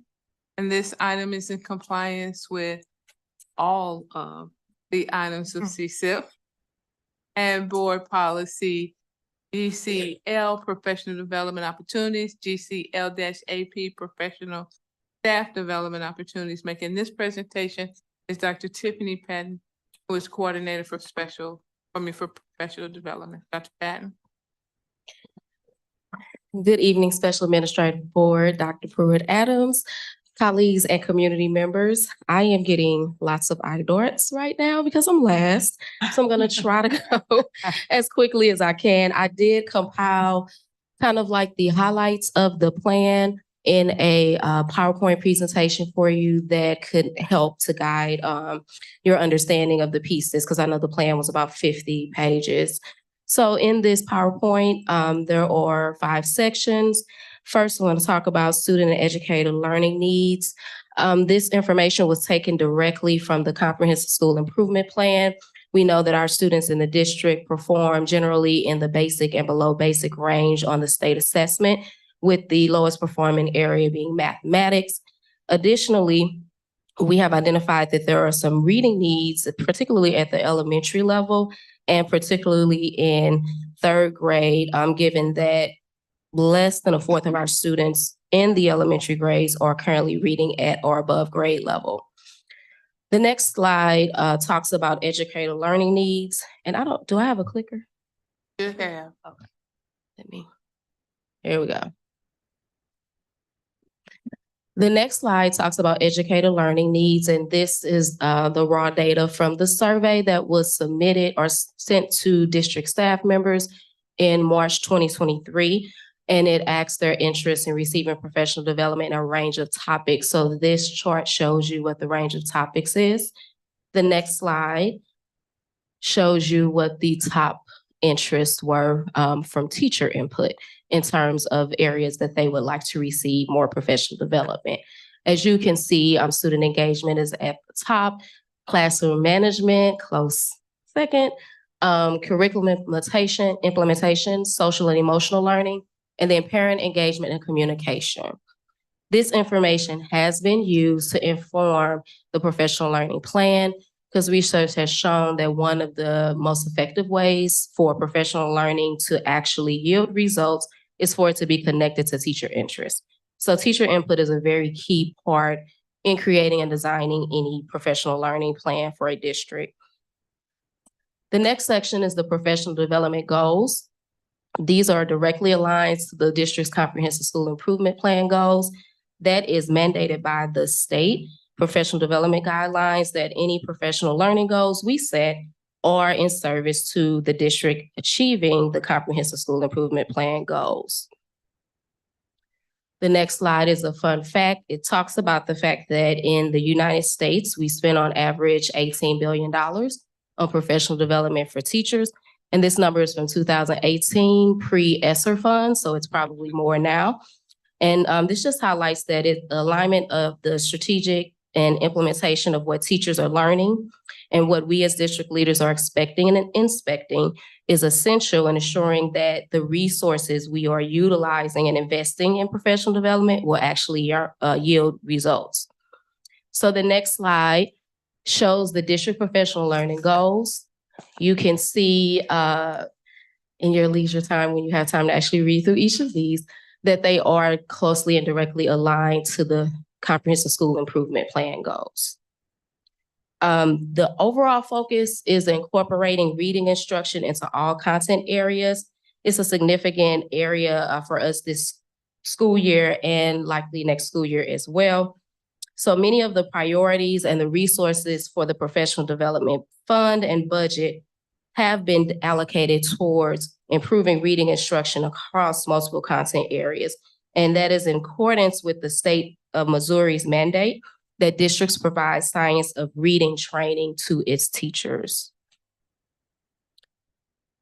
Next, I'll briefly talk about professional development activities. There are many, but these focus on certified teachers, and how we're using our professional development state mandated funds to develop classroom teachers.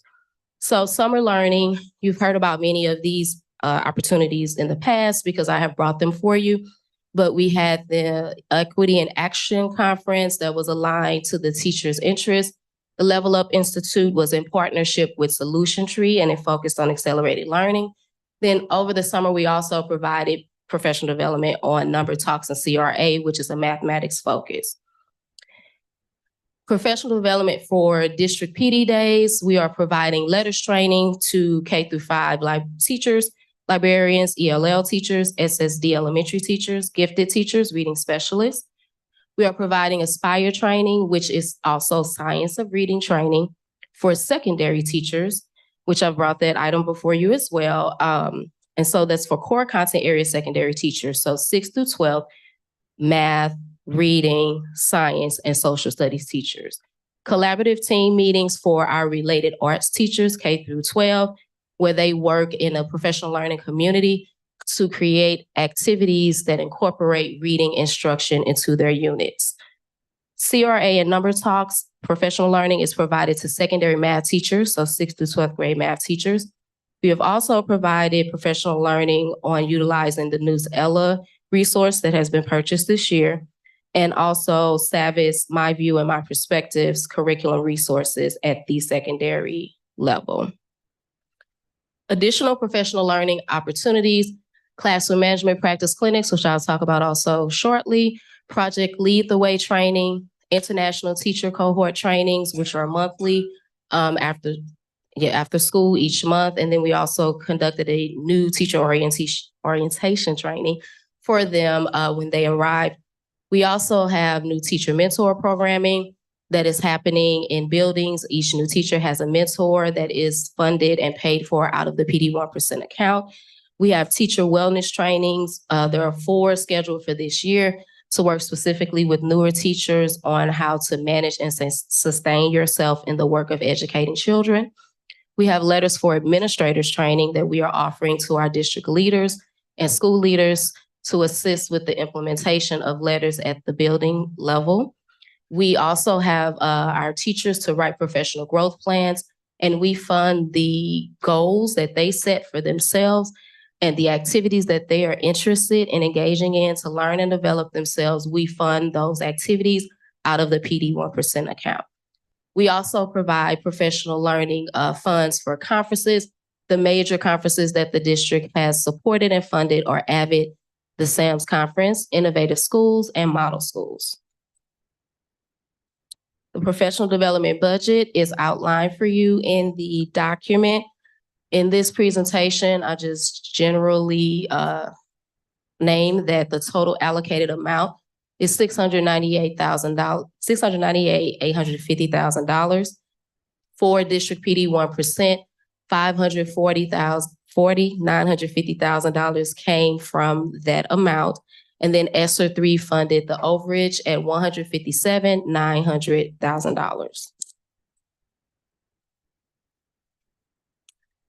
And then finally, this is our professional development committee, which if you remember some months ago, I talked about the fact that we only had 8 people in the professional development committee when I started in January. And as you can see, we have way more than that. And I want to publicly thank you because I think a lot of the reason for that is because you all did approve the increase of the stipend for the committee members to engage in this work. So it has worked, and I appreciate you backing that proposal. So at this time, I will take any questions that you may have about the plan. As far as what instructional specialists do with the data that they collect with evaluation, how is that considered into professional development? The data may show areas of weakness for a teacher. How is that data incorporated? So instructional specialists don't conduct evaluations. That's administrators only. That they do. Each building is different in terms of whether that's shared with the evaluator or not, because the coaching role is more of a supportive role. So you would use more like the evaluation tool that the district administrator, building administrator completes to determine if there are trends and needs for professional learning. This year, I can say we did not use many of those resources last year because we focused more last year on solution tree. So there was less of the walkthrough observation, the typical process that you see, because we wanted to engage with solution tree and allow staff to just get acclimated to that partnership. So this year, we do have curriculum team members who are building walkthrough tools aligned to the CSIP that we can use to then inform how our teachers are doing with the CSIP goals and use that walkthrough data, because that should be a part of the professional learning plan. As far as opportunities for them to like watch video areas of interest, do we have some type of platform available for teachers if they say, I want to just watch videos on outside of the time that's structured for people? In the past, I believe we did, and it was very underutilized. So we did not utilize funds again for that because it's kind of the, paying for things or doing things that are not actually working. Not to say that we couldn't revisit that. However, I will say that instructional coaches have access to videos, and we're actually having a all-day training tomorrow where we'll be utilizing some of the access or some of the resources that have been provided to them in their training program. There are lots of videos that they can use to share with teachers to help focus on particular action steps and skills that teachers need to develop.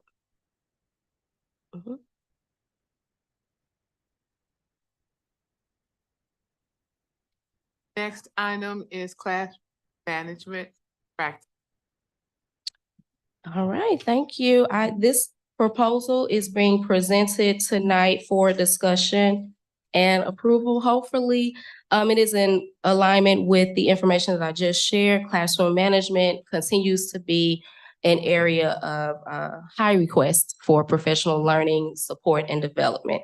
So one of the models that is effective in helping teachers develop skills quickly and develop skills and receive feedback. Feedback is one of the key levers of change for adults as well as students, is practice clinics where teachers are able to actually learn a skill in the same workshop, get up and do it in front of a skilled trainer and receive feedback on how they're performing. And so we want to implement those classroom management practice clinics in the district and start December 7th and offer several leading up through April 3rd to just continue to provide support to buildings to assist them with helping their teachers develop skill in classroom management. The budget impact for this item is $25,200. The breakdown of expenses is there for you, and I'm happy to entertain any questions you might have about this. In regards to the clinic for classroom management, once a teacher has participated in the clinic, how often do you go into that classroom to assess whether or not those strategies and methods are being used? That is a great question. And the implementation piece to that extent is still being built out. I will say my approach to that is helping instructional coaches to support that work in the building, just because I'm one person. Facilitators who assist with this, they're only one person. And so being able to get to all 13 different schools, because it's open to all district schools, is challenging. So the strategic way is to build instructional coaches capacity, which we will work on that tomorrow in their instructional coaches meeting. We are working specifically on them learning how to develop classroom management skill with their teachers.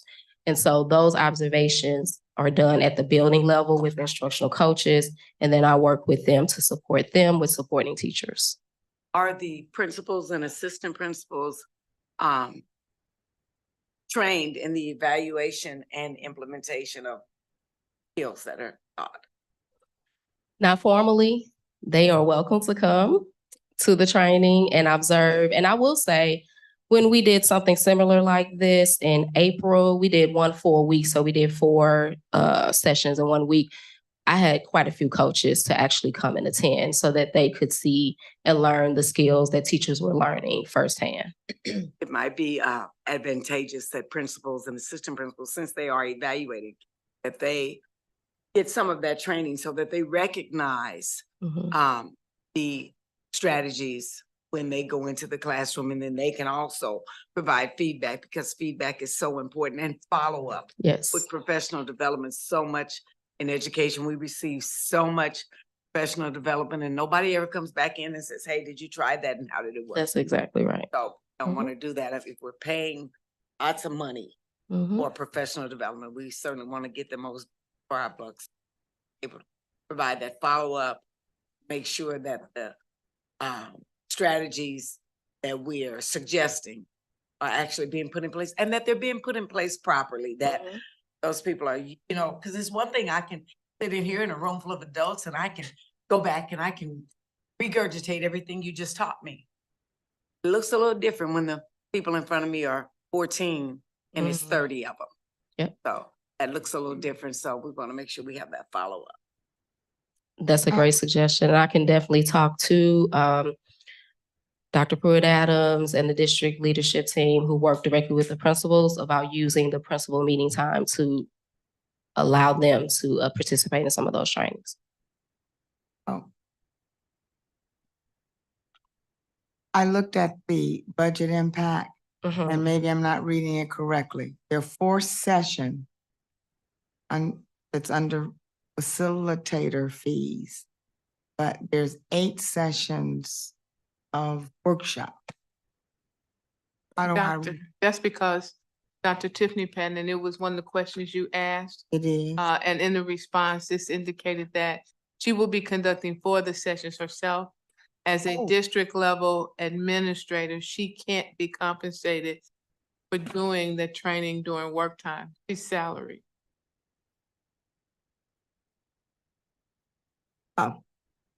Oh. This is, okay. So the other 4 are for the instructional other coaches to facilitate those trainings, and I will work with them to prepare them for that. Okay. And is it 50 participants per session? That's the maximum. We would hope to get that many. I'm not sure, but that's the maximum that we budgeted for. Okay. My question with facilitators, I know that they have various titles, but was there evidence of their practice in classroom management to facilitate that? Regular teachers that deal with classroom management, how they incorporate it.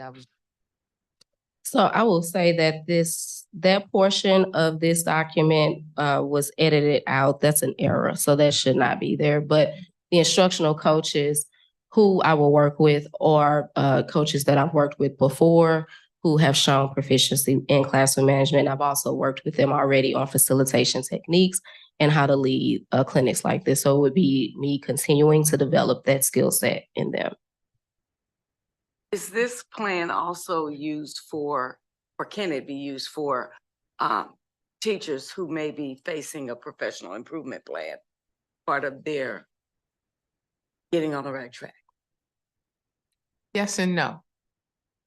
Yes, if that is an area of concern, and they truly have a professional development place. And when I say no, if their professional development plan addresses something else, then whatever is addressed in their professional development must be addressed. So only if it's classroom management concerns. And I think it is the hope, though, that people will sign up out of their own need. Am I correct? Their own identified need. That is the hope. Principals have asked if they can sign teachers up. Right now, we're leaving it open for teachers to opt in.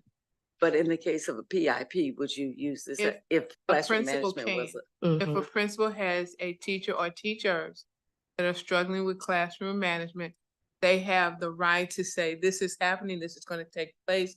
These are the 8 sessions.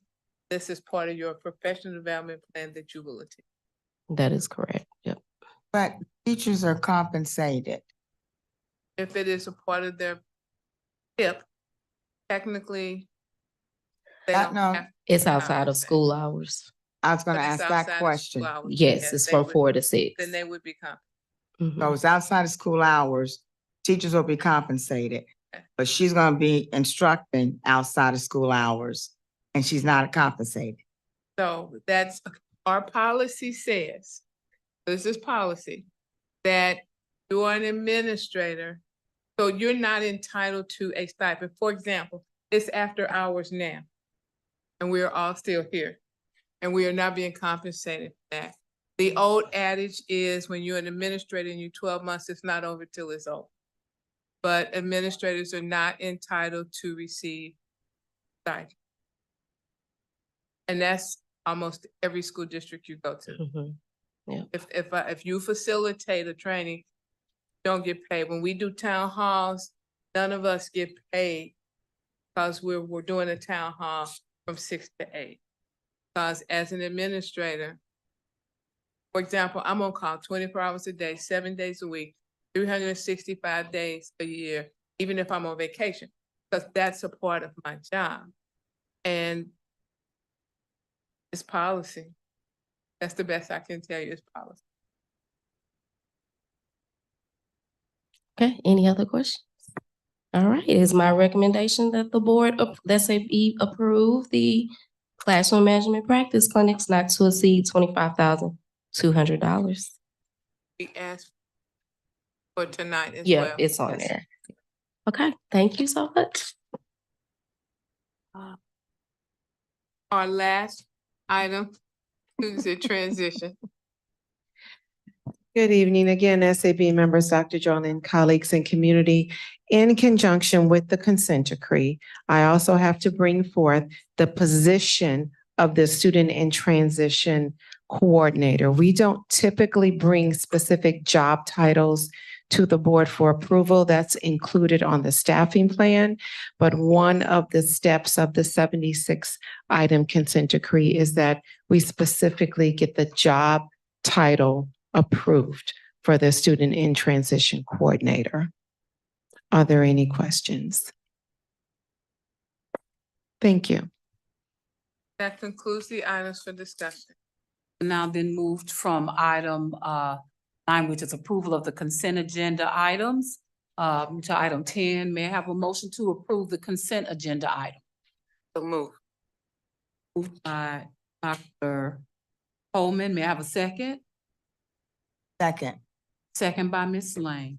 Are there any questions? All in favor? Aye.